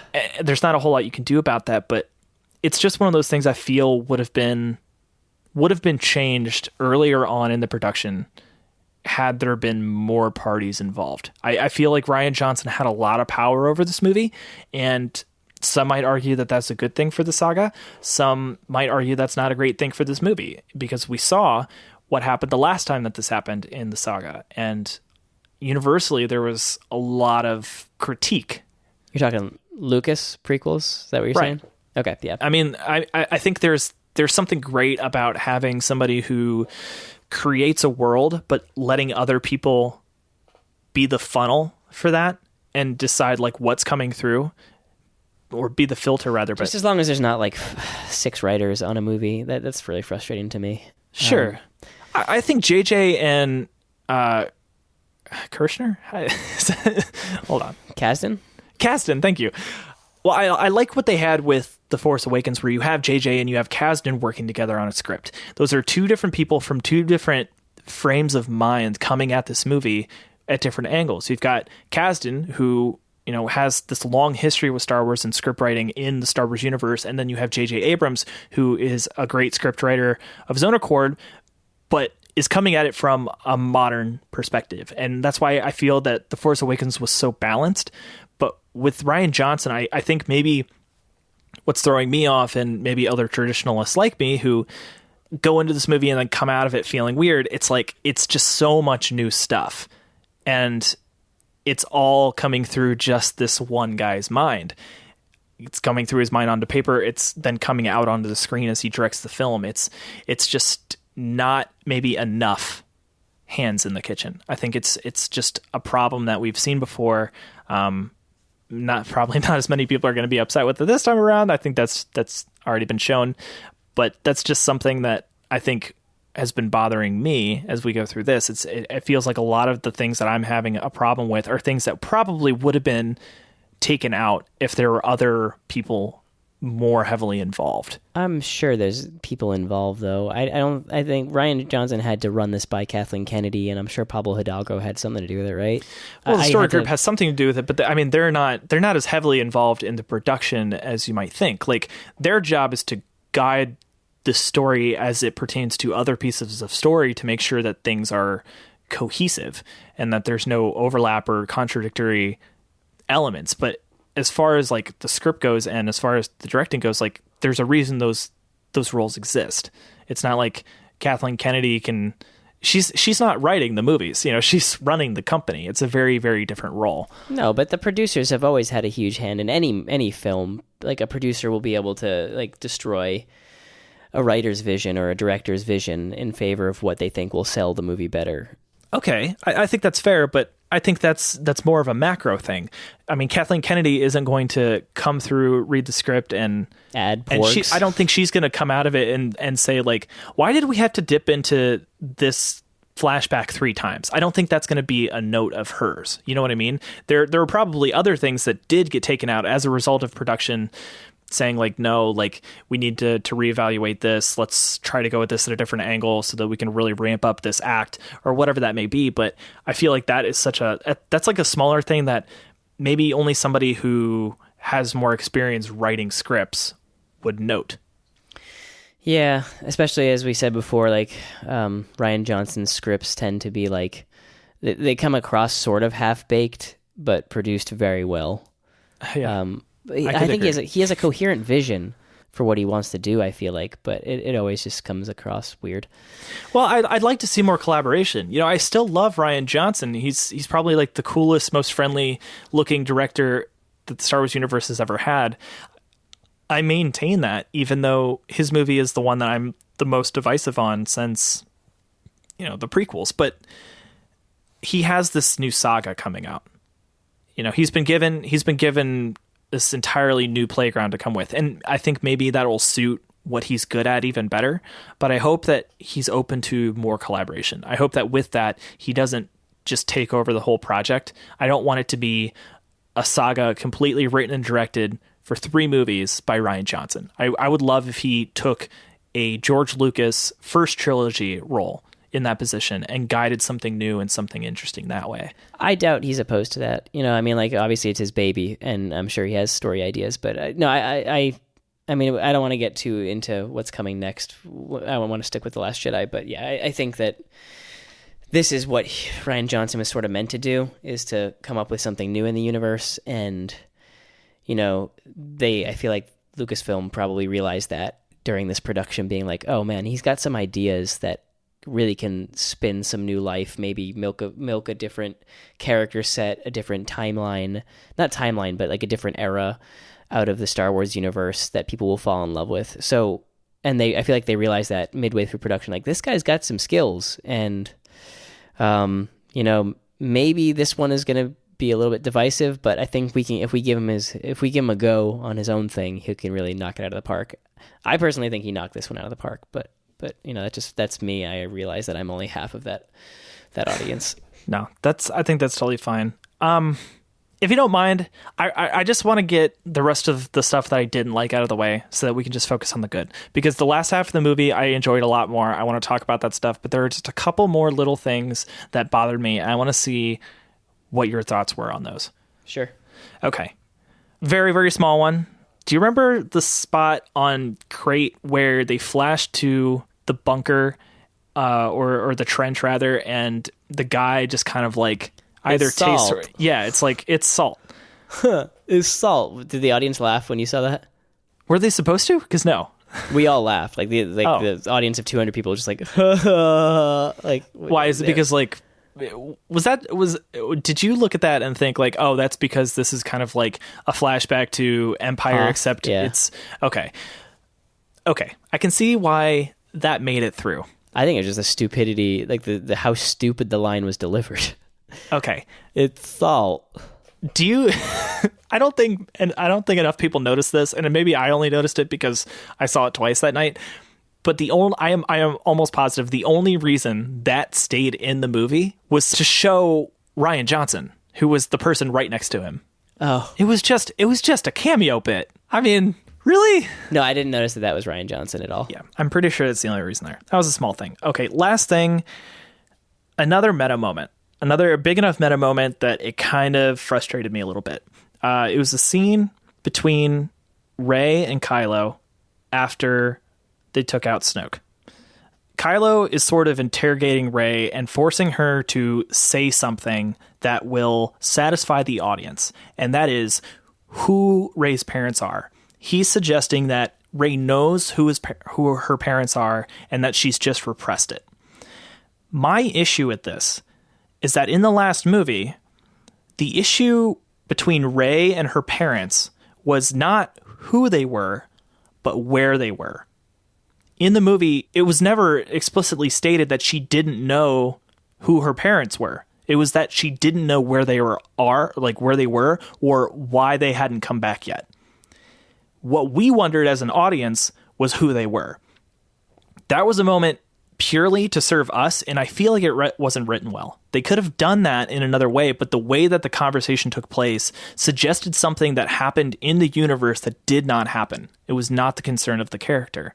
And yet that's how they decided to do the reveal that Rey's parents were nobody spectacular. Yeah, that is kind of, now that I reflect on the question being asked, yeah, that was probably a little bit more meta than it needed to be. I can see the concern with who, like the question of who also answers the are they coming back thing though. Like when he said they were just junk traders or whatever, they sold you off for credits, right? That's what his line was. For drinking money. Actually, that was one of my favorite Adam Driver performances. It was really great. Yeah, no, it was very what's his name from Girls? Oh, I haven't watched He's that, gonna but get that I'm forever. aware of it, yeah. Yeah, no, I mean, like, he was just very, like, he's very direct and confrontational in that show, and it was just, like, him talking to Hannah, or whatever her name is, Emma, the horrible person, what's it? Lena Dunham? Yeah, hate her. Sorry. Yeah, it just sounded like him you could have, like, cut and pasted, you know, like, or just done a back and forth between him and that character on Girls, I feel like, in that scene. I guess the question of who are your parents also informs that they're not coming back for her. It does. I just feel the way that they drew it out of Rey's character was disingenuous to the character, and I think it served the audience more than it did the character, because it was addressing our concern, not hers.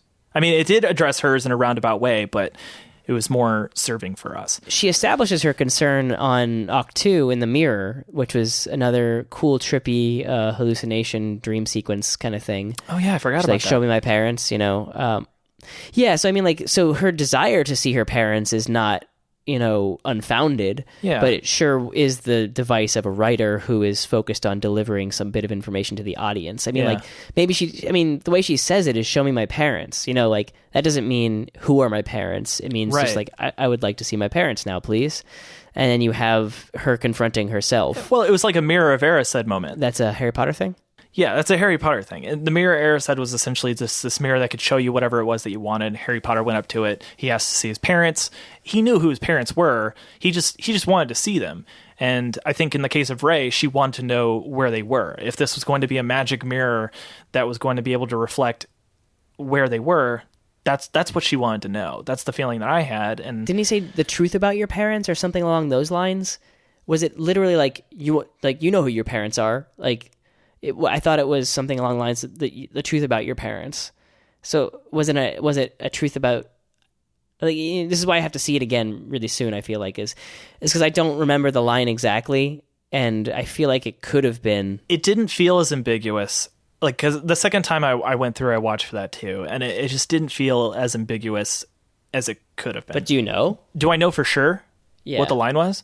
I feel like the line was, well, no, I don't. I mean, short answer, no. But the way that it read to me was more of a who than where. If it wasn't who are your parents, you know, then I feel like that's, again, you know, like the viewer, you reading into the meta aspect of it, which is for sure there, so you're not wrong, but it is you painting your own, your perception, coloring the line, or like what you're seeing. And like one side of the meta side overtaking the film serving side, because I definitely could see him saying the truth about your parents and not something else, but who knows, we'll reflect on this, and next time I see it, and I'll probably have to retcon this. Well, I'm just a fan of storytelling and good storytelling and looking at different ways to serve the story and to provide information and to dole out information, because you don't want to give it all away in one go. So I know that it's hard when you're telling a story with different writers and different directors giving away pieces of that, but this is just one of those moments as a fan of storytelling and as a tabletop role play game. How do I say that? A role player, like it just felt to me too meta. It just took me out. And when something takes me out of it, like, it doesn't matter if it's passable. Like, it did that. It took me out of the story for that moment. And when it comes to looking at the whole story in general, like, that can really color the whole thing when you're like, these spots were great, but this is a moment when I was just completely brought out of it. And then you had to work your way back into it, which I feel is a disservice to the movie in general. I was like crushing Erin's hand during those scenes. Like the scene where I believe I might have interpreted the line wrong, but, you know, Snoke says something like, I thought Skywalker, but like I was wrong, or something along those lines. And I like squeezed Erin's hand. I was like, it's not a Skywalker, you know? And then finally, like, I think the way that Kylo Ren made Rey say it was, I thought it was perfect. I thought that was the best bit of writing in the whole thing. Maybe not if he truly said, you know, like, who are your parents, or like you're alleging, then maybe not. Well, his line delivery was spectacular. That oh my gosh, yeah, like the acting. But as far as like you say, doling out information, you know, having the character have to admit it to herself as a form of repression, like, it's more about like her sitting there counting the days on Jakku, like. Mm-hmm. And you know, when she says to BB-8, like, they'll come back, they will. Like, the audience in that moment knows that she's fooling herself. Yeah. You know? And so I think it was great to have this character have to just crack that facade, you know, and say, like, yeah, they're no one. Like they're no one. And they I'll finally admitting it to herself. I thought that was a beautiful way to storytell. And it was also vindication for myself, and you and I, in our quest to point out who Rey was not. in a few episodes back last year, I think.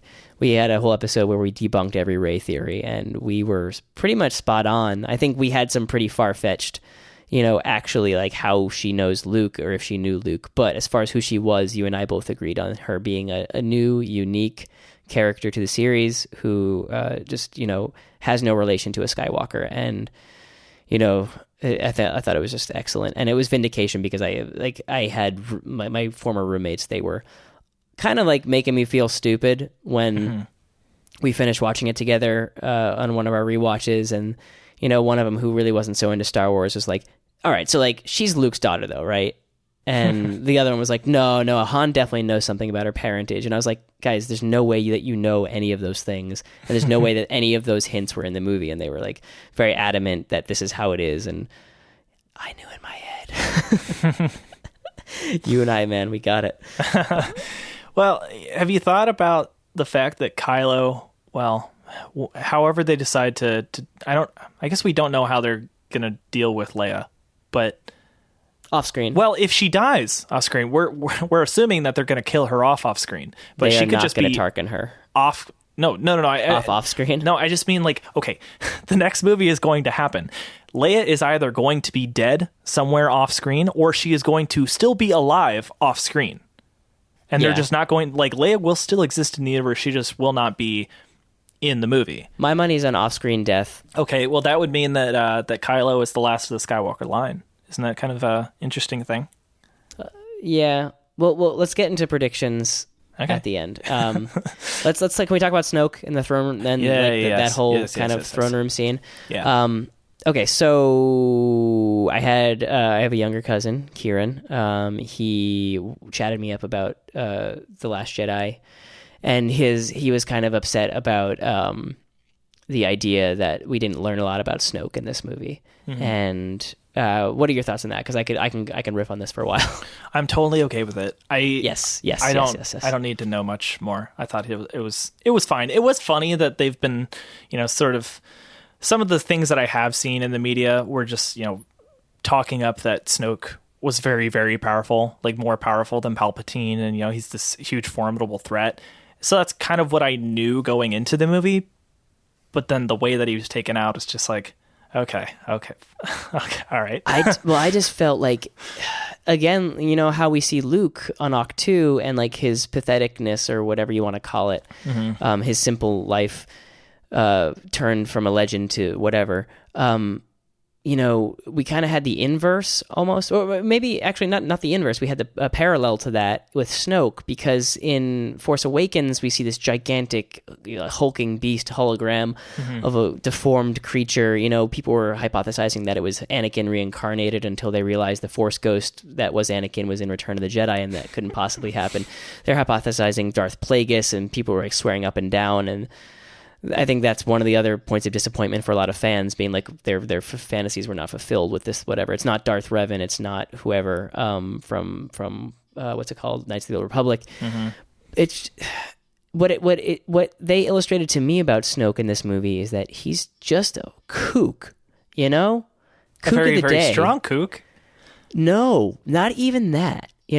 I mean, he had power. Like he demonstrated that in the throne room. You're not wrong about that. This is a powerful dark side wielder, but as we've kind of learned from our explorations in the Clone Wars and through the prequel trilogies and even like a little bit in the original trilogy, the dark side is not hard to give into your anger and your hate, to absorb this massive amount of power, to go swimming in the deep end, so to speak. Like that is not a difficult thing to do. It's harder to stay with the light, is what we found.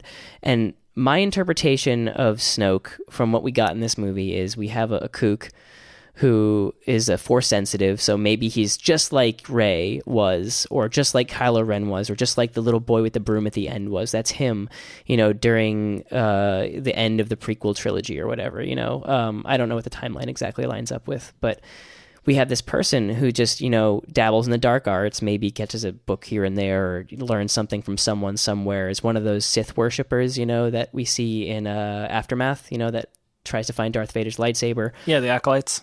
Yeah, like maybe he was one of the acolytes or something, and he dabbled in the dark arts, and he figured out Force lightning, and he really figured out how to, manipulate things. And he was the most powerful Force wielder around. And kind of the way we hear about the rise of the First Order is this guy, like the Imperial forces, what was left of them gathered in the Outer Rim, and this guy named Snoke just appeared, somewhere and kind of swept them off their feet and was like, look at me, I am the best thing since Palpatine. And kind of demonstrated some power, much like we see, how after Snoke, we lose Snoke, he gets cut in half.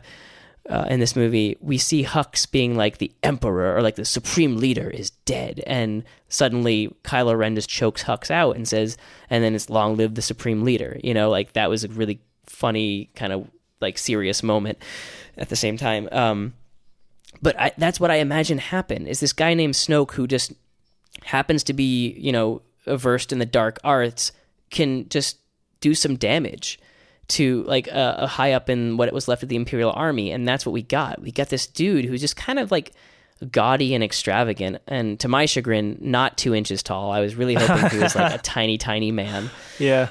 But yeah, we get this guy who's just like sitting there in this extravagant robe in this big old red-ish throne room, kind of looking like Hugh Hefner type guy, basically, not too far off in the looks department. And yeah, you just have this creepy old dude in a robe kind of perving out on this chair. Yeah. And when I saw him in these scenes, the way he was talking to Kylo Ren, kind of like smacking him around with some Force lightning and whatever, and down talking him, like so much less restraint than Palpatine. So much I sensed insecurity, from this dude. And for me, that's just what Snoke was, and he got the end that he deserved, Yeah. Kind of like how Palpatine, just was flipping out and electrocuting Luke, and then got tossed into a Death Star core. Yeah, however reactor. That worked. I liked how it ended with Snoke because it allows us to have our own headcanon about it. And you know me, that's what I like. Well, we're going to get that canon, in a novel. We're going to get the Snoke novel. If we don't, I'd be thrilled, though. Like, I like the holes, and I think that's a good hole to make. Now, I mean, for me, I feel that Snoke was probably somebody who was affluent and powerful in a certain sector, probably, in some form of power to begin with, probably at the end of the Empire. And that's kind of how he was able to manipulate people into forming the First Order. I'm assuming that's how that came about. I think there might be some tie-ins with Aftermath here that I haven't read the entire series yet, so I'm eager to go through. No, we got to get on that. Yeah, we got to get that. But let me ask you this. This is a meta question, not an in-movie question. Based on patterns, your meta questions end up being in-movie questions. This one's not, though. This one's not. I mean, it may have affected the development. That's the question I have. Do you feel that because of how much people wanted to know who Snoke was immediately, how much that played into what Snoke actually was? Do you feel like there's anything that was involved in it? Do you feel that the online speculation colored what Snoke turned out to be in this movie? You mean his actual character, or like the role he played in the film? Well, his backstory, like who Snoke was. No, I don't think there was any room to talk about who Snoke was. Okay. I think that. I mean, that's true. Maybe J.J. Abrams and Kasdan are ticked off at Rian Johnson for steering their character, or like slicing their character in half and throwing him into the pit, or whatever. Maybe there's some resentment there. Who knows? I mean, Rian Johnson said J.J. Abrams was really was down with Last Jedi. So I bet Andy Serkis is probably the one that's most pissed off because he lost 2 series in 1 year. That dude will get any. I mean, he's got Black Panther coming, right? And like he's gonna. Yeah. Well, he's not doing his mocap acting in that one. That he's just a normal. No, he gets to really act. Yeah. I mean, not sorry. That came out wrong. Sorry. He gets Mr. to be Serkis, on screen. I'd like to take this moment to formally apologize to Mr. Andy Serkis and say that he is an excellent actor, and that I was just meaning that we get to see his face on screen, his actual, not deformed Gollum, Snoke, ape face. I'm sure he does an ape at some point in an ape movie. Yeah, Thank you, Mr. Serkis, is, for all you've done for ape. film, and thank you, sir. I appreciate you very much. Yeah. All right. Okay, anyway, Snoke, he died, and he got the end he deserved. He was just a kook to me. That was probably the best prequel throwback, by the way. Which? The body cutting.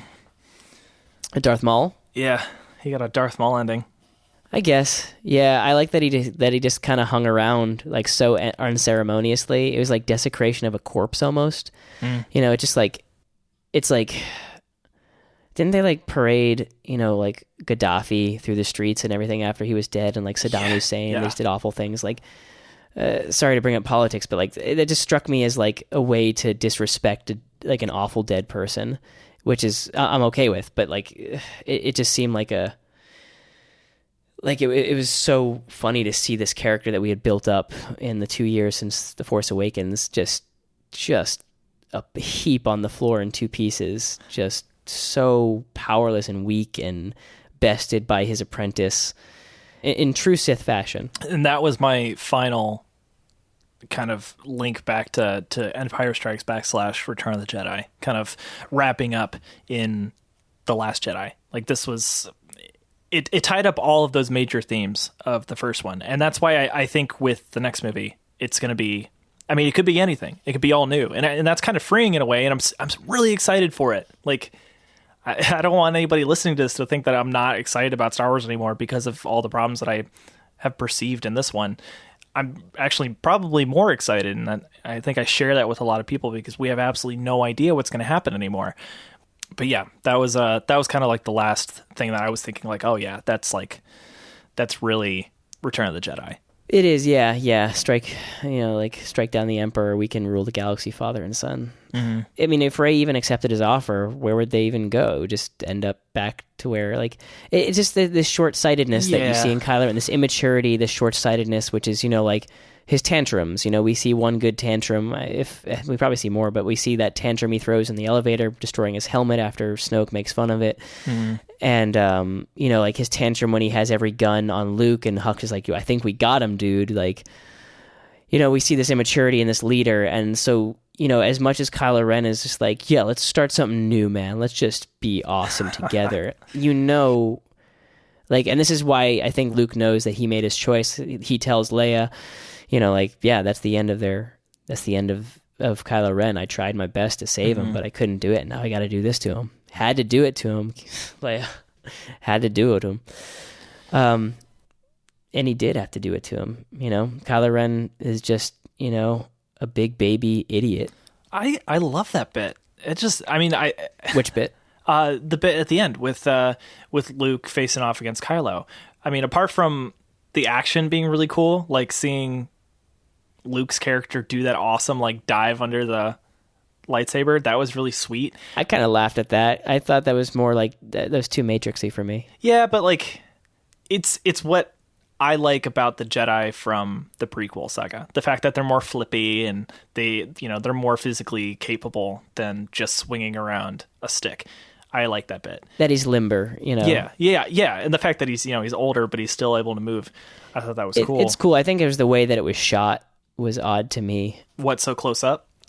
Yeah, so close up, and I mean, just so clearly Matrix, you know, with the bending back. You know, I feel like you could have shown him flipping over the lightsaber just as well, and I would have been like, maybe that's too Yoda, to episode 2 or to episode 3 for this. So they settled on the lesser of two evils, or I don't know. The last line I think was the big sell on that scene. See you around, kid. Yeah, see you around, kid. Like and then he just like fades out. And that's just so cool because it's, you know, he completely fades out. It's not like a close drop. So I didn't think in that moment that he was like dying. I was just like, oh shit. It was essentially like a Star Wars mic drop. And it seemed like an anticlimax to me almost. No, the whole point of that is to make Kylo feel like shit and to just like seed doubt. Like everything you know. Like, you don't know as much as you think you know. And you think that you're now, like, in this huge part of, like, this appointment of power because Snoke is gone. You think you're this big man, but you're still not. You still don't know shit, and you're not going to finish anything here today. So you're going to have to live with that. See you around. Yeah, I know. And I mean, what would you call the climax of this film, then? The fact that Luke did his part. No, I'm talking climax, like the climactic action of this film. Where would you call it? Well, we'll probably The throne room? Well, it's throne room / when Haldo turns around the ship and crashes it into the big ship. It's like a joined climactic moment. It's a long falling action. Yeah. You know, in that case, like it's another 45 minutes of falling action after that, though. It's a very long movie. It is. So I mean, like in an hour and a half movie, it's, you know, like your denouement is going to be, you know, like maybe 15 minutes tops. You know, it makes sense to have a climactic action followed by a short denouement. But like in this, you know, with a 2.5 hour movie, if you have the climax 3/4 of the way through, 2/3 of the way through, you're going to have, you know, a third of your movie left, which is 45 minutes. You know, it's like right. I think it's proportionally, Crate would have been the climactic moment, but that played out. Well, no, I think it was kind of like almost like a double climax thing. That's what I mean about the whole structure of this thing. It's just, you know, we're not getting these traditional 3-act thing like we got in Force Awakens. Right. We're getting like all these like mini little plays going on, all with different characters. There are smaller rising actions, and that's what I'm saying. Like when I say proportionally, Crate where Crate is in the movie, that is where the climax would have been probably, and then there would be something coming after that. So in the Force Awakens, you know, Han being destroyed and then Starkiller Base being destroyed, that happens, and then a little bit more happens outside of that as the movie starts to fall. And so Crate would have been the spot for that, but it was a little bit earlier than that because there's still more story that you have to tell after you destroy the big ship, because that's not the big play in this movie. The big play is that you have these older characters who are coming back into things, and you have to reconcile those storylines a little bit. To me, it's just that we have so many arcs in this movie going on, and that signals a complex film, and I like that. Yeah. I like being challenged to keep track of something, and, you know, it's a great exercise for a writer and a filmmaker to do. And this movie, I feel like as we watched it, we saw it was harder to suss out that Rey is the main character. Force Awakens, I very clearly feel that it was Rey's story.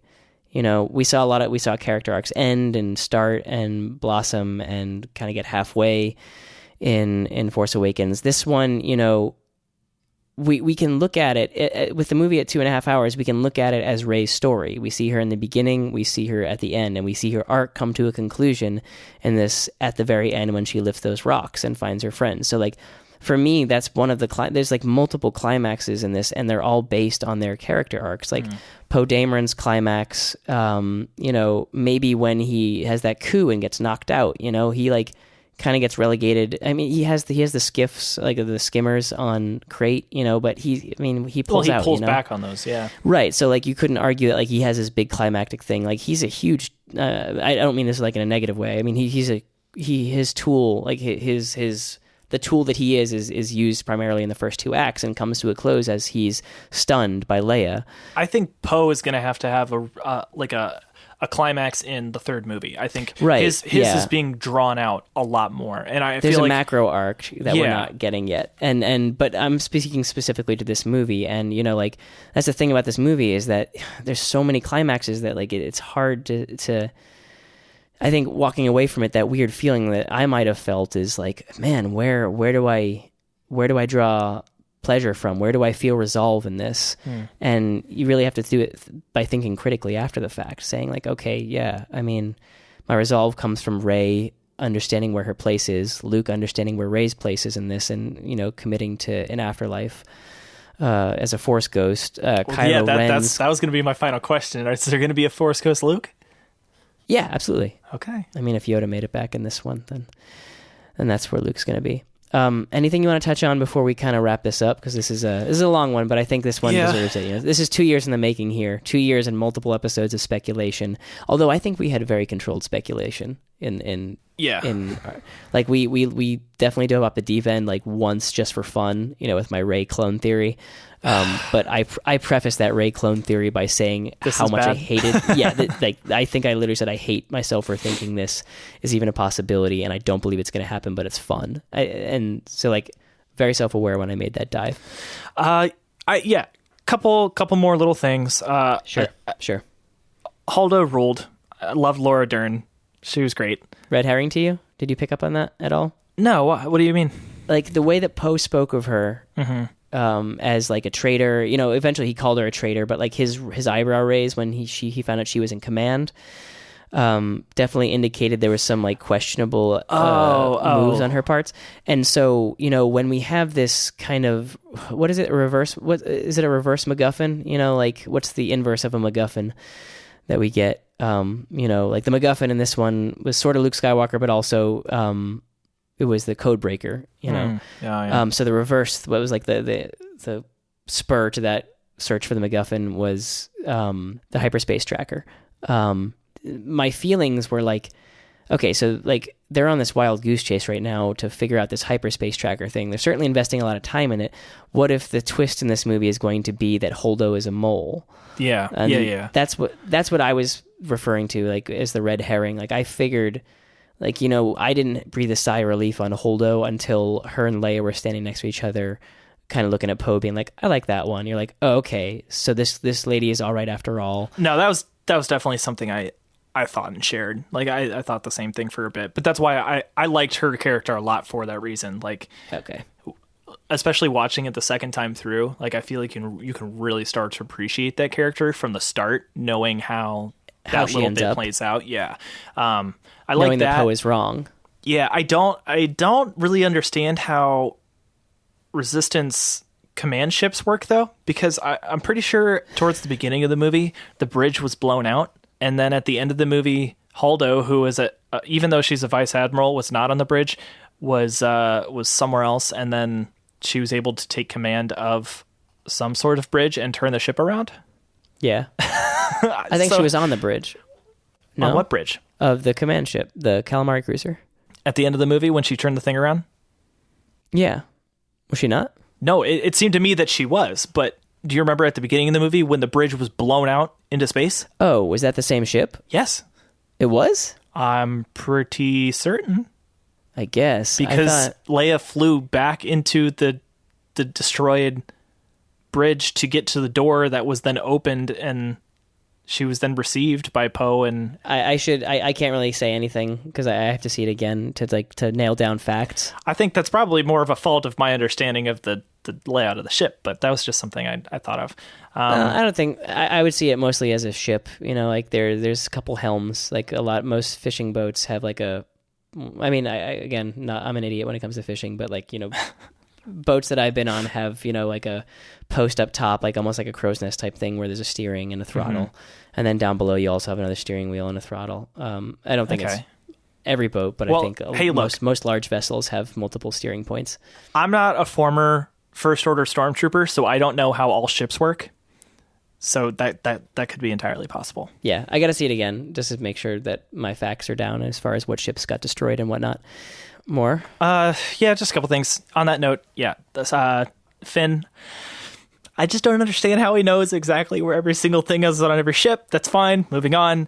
Rey took the books. Can't wait to see what she reads. Yoda, not bad. I liked it. I would love to know how those effects were done. I don't know if it was all CGI or if it was sort of like a translucent effect put over top of an actual puppet, because it damn sure looked like a puppet to me, and I absolutely loved it. My money is on puppets. I think it looked kind of CG when he first appeared. Yeah. And I think maybe that was me like grappling with like the idea of it actually not being CG, being like, wait, is this prequel? Is this not? Is this... But by the end of that scene, I was fully on board, saying like that is absolutely the puppet. Like the way that Yoda like laughed when he struck the lightning.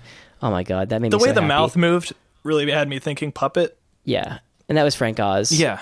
I mean, yeah, for sure, it definitely was. And then on top of the puppet, though, it did seem more textured. I think there was more detail or more texture to the puppet if it was a puppet, and that's kind of what threw me. The Force Ghost aspect of it was not so apparent. You know, like for parts of that scene, like it almost looked. Yeah, there's more contrast than there have been in Force Ghost past, but yeah, I'm still questioning it just because of like how much detail there was. I'm like, this definitely isn't the old puppet because the ears were moving in a way that the old puppet didn't do, but it was still really well done. I like that. Yeah.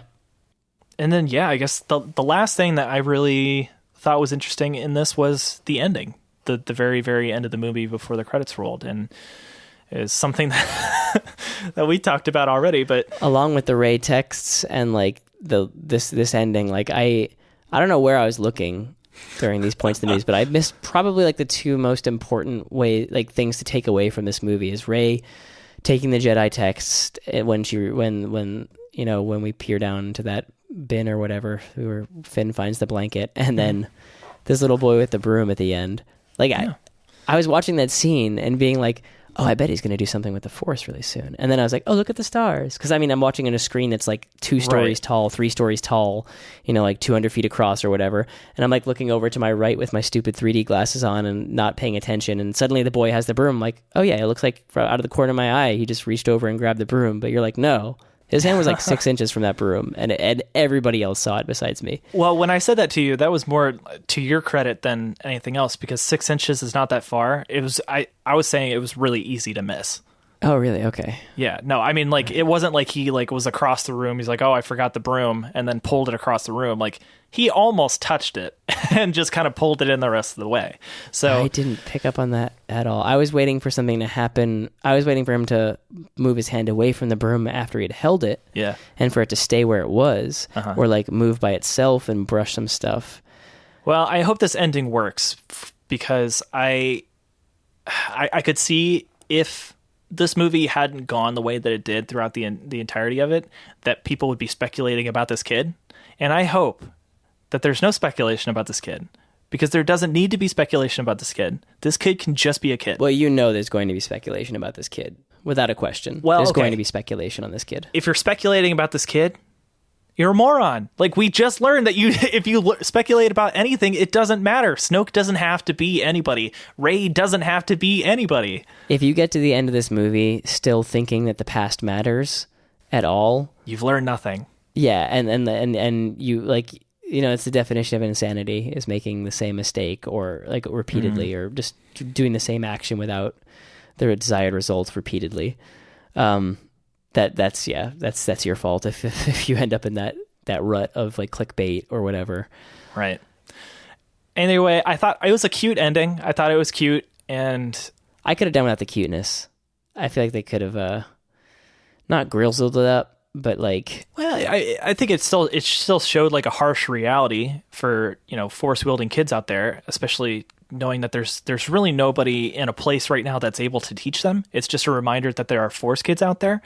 And as much as it's scary for those kids, it's also hopeful, because, we can see that the First Order is falling. Kylo Ren is still very powerful, and he's in a place of command.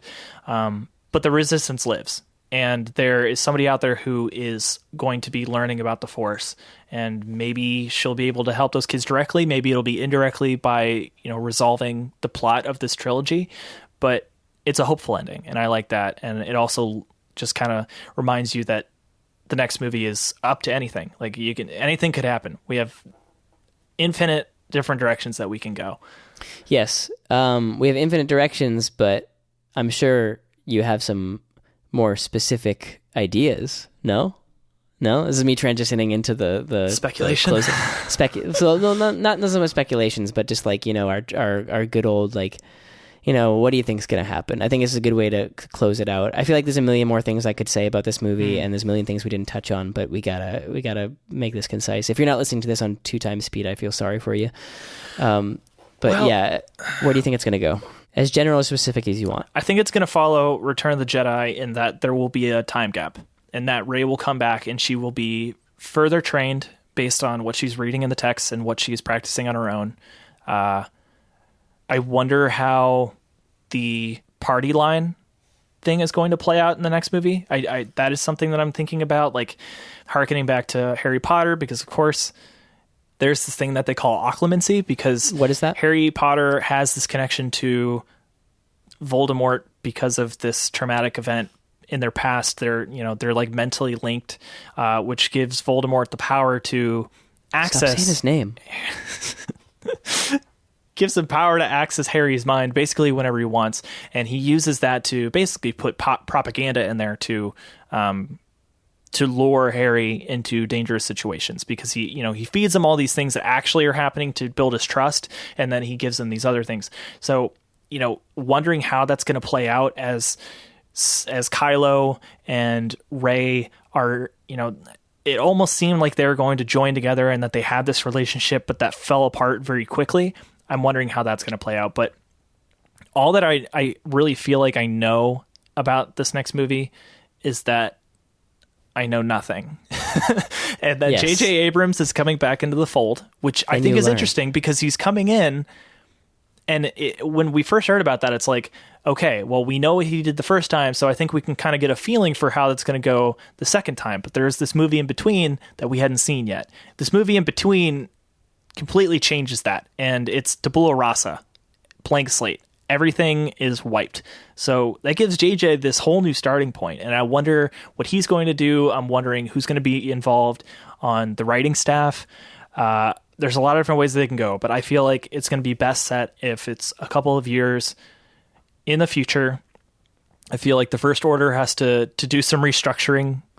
I feel like the Resistance has to rebuild. I mean, it doesn't look like they have a whole lot of support in the galaxy right now, but if it's possible that they can get the information out that Snoke is dead, that could change things. But we've seen that happen in the past where, it takes a long time for that information to disseminate. So I don't know. And they say it's lies, like the people didn't believe Palpatine had died. Right. Well, they basically, they used holograms of a fake Palpatine to, prolong the illusion that he was still around. So that's a possibility. The original too. Fake news. Yeah. It was. And the scary thing is the technology is coming around where we can actually do that in real life too. We can just simulate videos of people. Yuck. That's a discussion for another podcast. But what about you, Mike? What do you think is going to happen in episode 9? The difficult part about this is that the way this was paced with the last one, the way it was sequenced so close to the last one, it begs for a direct continuation, but it just doesn't make sense at this point. The way this one ends and the way where they leave this one, it strikes me as like an episode 3. I feel like it's more akin to the decimation of the Jedi. Like the Resistance is nothing. Maybe not as nothing as it was at the end of episode 3, but it is so. It's down to like a few men and women, and aliens and whatever you want to say. But like, it struck me more as a bookend, this movie, than it was a centerpiece, which is tough. And so it's going to be a very weirdly balanced trilogy, because what my prediction, as general as possible, knowing nothing about what's coming next, I say, we're going to jump. We're doing like a traditional jump. We're going to go anywhere from 5 to 9 years in the future. So I'm thinking like prequel space, in between. And I think we're going 5 to 9 years in the future. I think the Resistance will be building back up. We'll be reaching like kind of a plateau or a peak, some kind of peak with, forces in episode 9. And I think the First Order will be continuing its rise and weird factioning with Kylo Ren now at the helm, and just probably see a new haircut for Kylo Ren.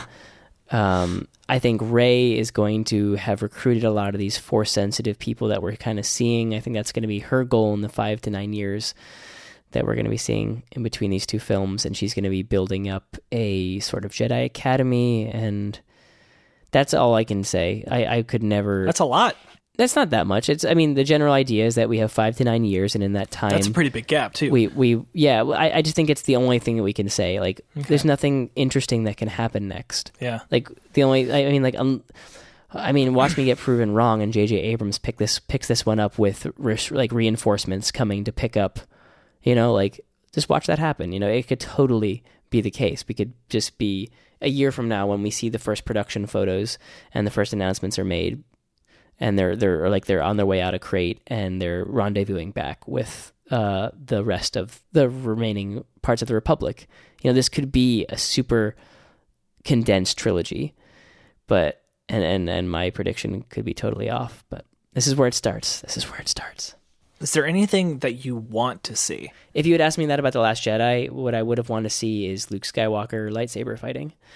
That's what I wished I had seen. Some good old like rage slash like power. I would have liked to see him do more brute strength stuff, which I know now is not something that you can ask for. But that's what I would like to see about Last Jedi. So, I mean, the next movie, I would just like to see Rey as a master, I guess. I would like to see power and certainty from our characters. I like that we don't see that in Kylo Ren, so I'll be okay if Kylo Ren still is a babyish idiot, impulsive and babyish, obsessed with power. I would like it if Leia passes off screen. That way we don't have to allude to her, in the next film or CGI her. I don't want to have her like as the, like the Natalie Portman of the Avengers, just being like, oh yes, she's safe. Don't worry. Like, okay, cool. Like, thank you for showing me a still photo of this person and telling me that she's okay. Cause I did not care about this at all. We care about Carrie Fisher and Leia's character too much, to just, reference her in passing. I would like to see Ewan McGregor, kind of reprising, which is unfortunate because I know Alec Guinness is the face of old Obi-Wan, but I would like to see Ewan McGregor, some more Force ghosts coming into it. I guess from conceptually speaking, I just want to see certainty. I want to see like characters that are, like coming into their own, obviously with flaws and struggles, but ones that are, powerful. Yeah. I guess that's it. Just, I want to see some real like test of strength. What about you? Well, as much as I want to see this Force Ghost party now, it's about characters too. I think one of my biggest long-term disappointments with this movie is going to be the development of Finn's character, because I really thought he was going to come through and shine on this one. And John Boyega did a great job. He's a fantastic actor, but I don't feel that his character got a whole lot in this one. In fact, like his entire adventure in this one with Rose, and I like Rose too. I like her character a lot. I don't feel like a lot happened for him at all. Like that entire adventure, it was basically a wash. Like essentially nothing happened. They went on this little side adventure. They came back with a character that really didn't matter.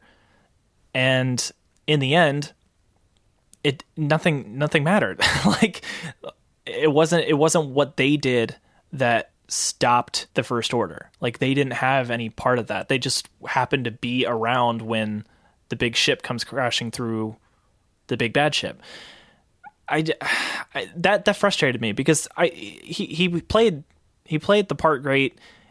The character did exactly what it did the first time. He was chivalrous. He like cared about other people. He cared about the cause a little bit more, but like he didn't develop into anything new. It was just the same character. There was nothing new for him. I think he was taught what he needs to fight for, or like what there is to fight for by Rose. I definitely thought that he was gonna get killed off in that moment. Yeah, me too. And I was okay with it in that moment because that would have been something like that would have redeemed his arc. But the fact that it didn't, it was like, okay, what now? Because I thought he had learned the lesson about like what it meant to fight for something that you believed in, not something you were told to believe in the first one. That was the point of the first one. I think he was still, I mean, we see he has this attachment to Rey and he definitely feels this kinship to her, but I think we see that he's not totally part of the Resistance yet. He's only in it for Rey. That's why he's hitting that escape pod. That's why he's going to find her on Starkiller Base. Mm-hmm. And, he finds out that Rose loves him at the end of it. Or has fallen in love with him. Yeah.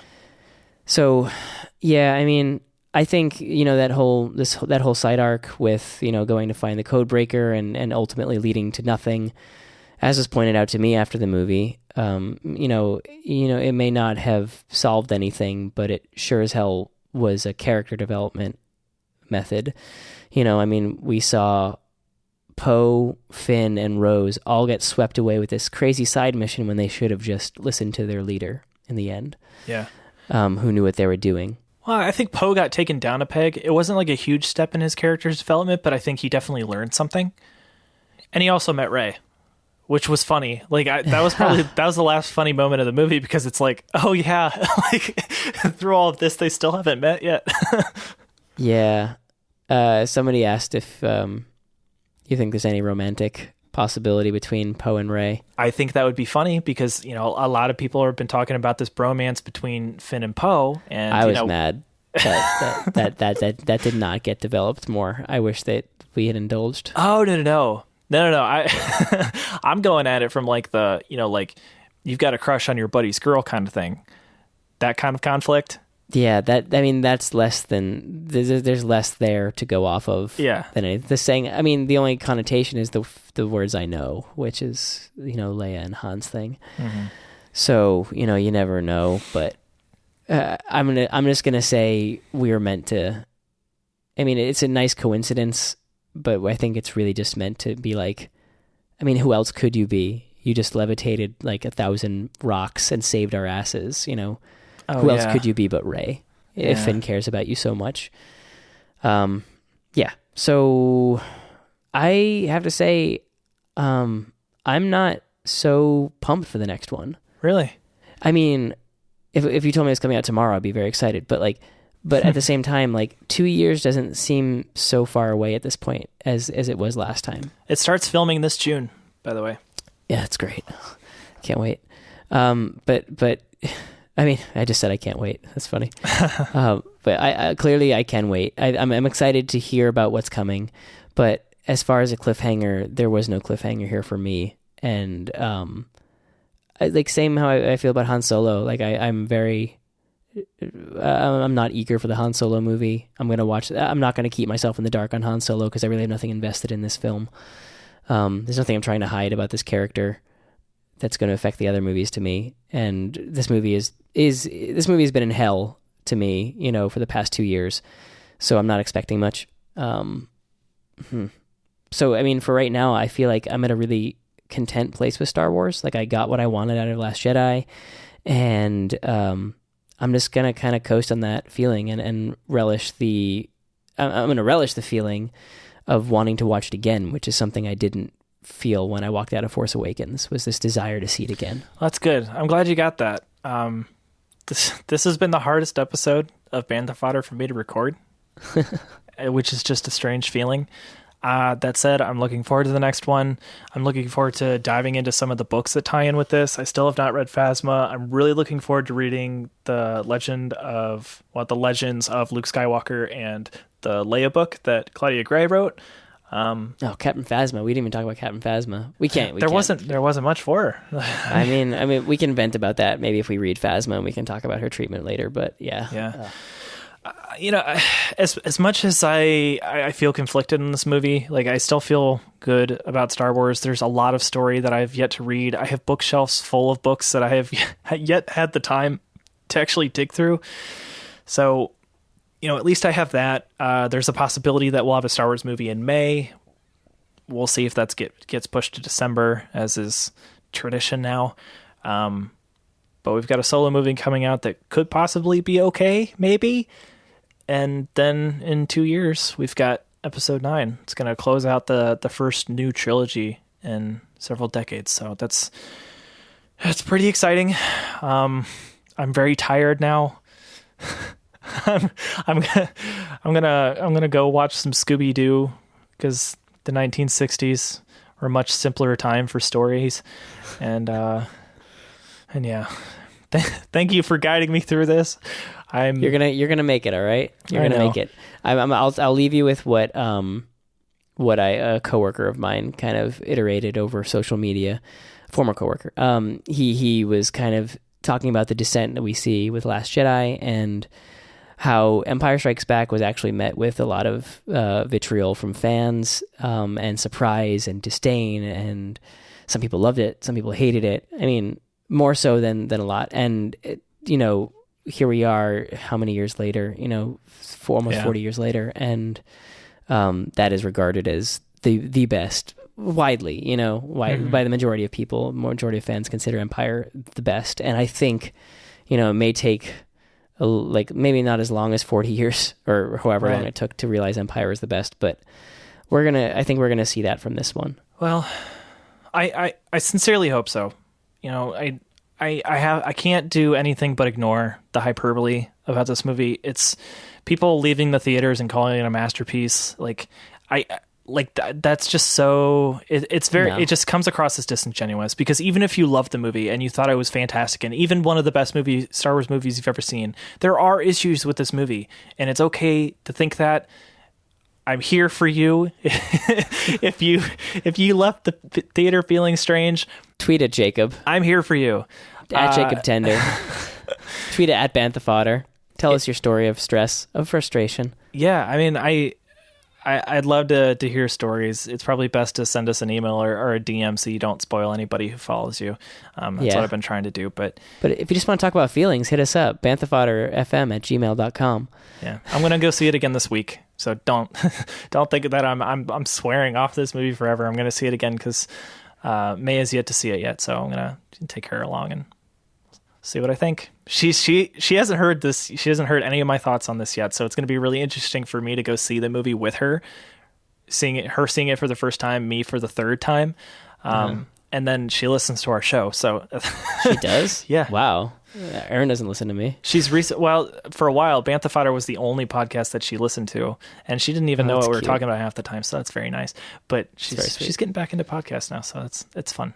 It's going to be really interesting to hear her thoughts. All right, we gotta let these listeners go. The few that are still with us. Thank you. and Sorry. Love you.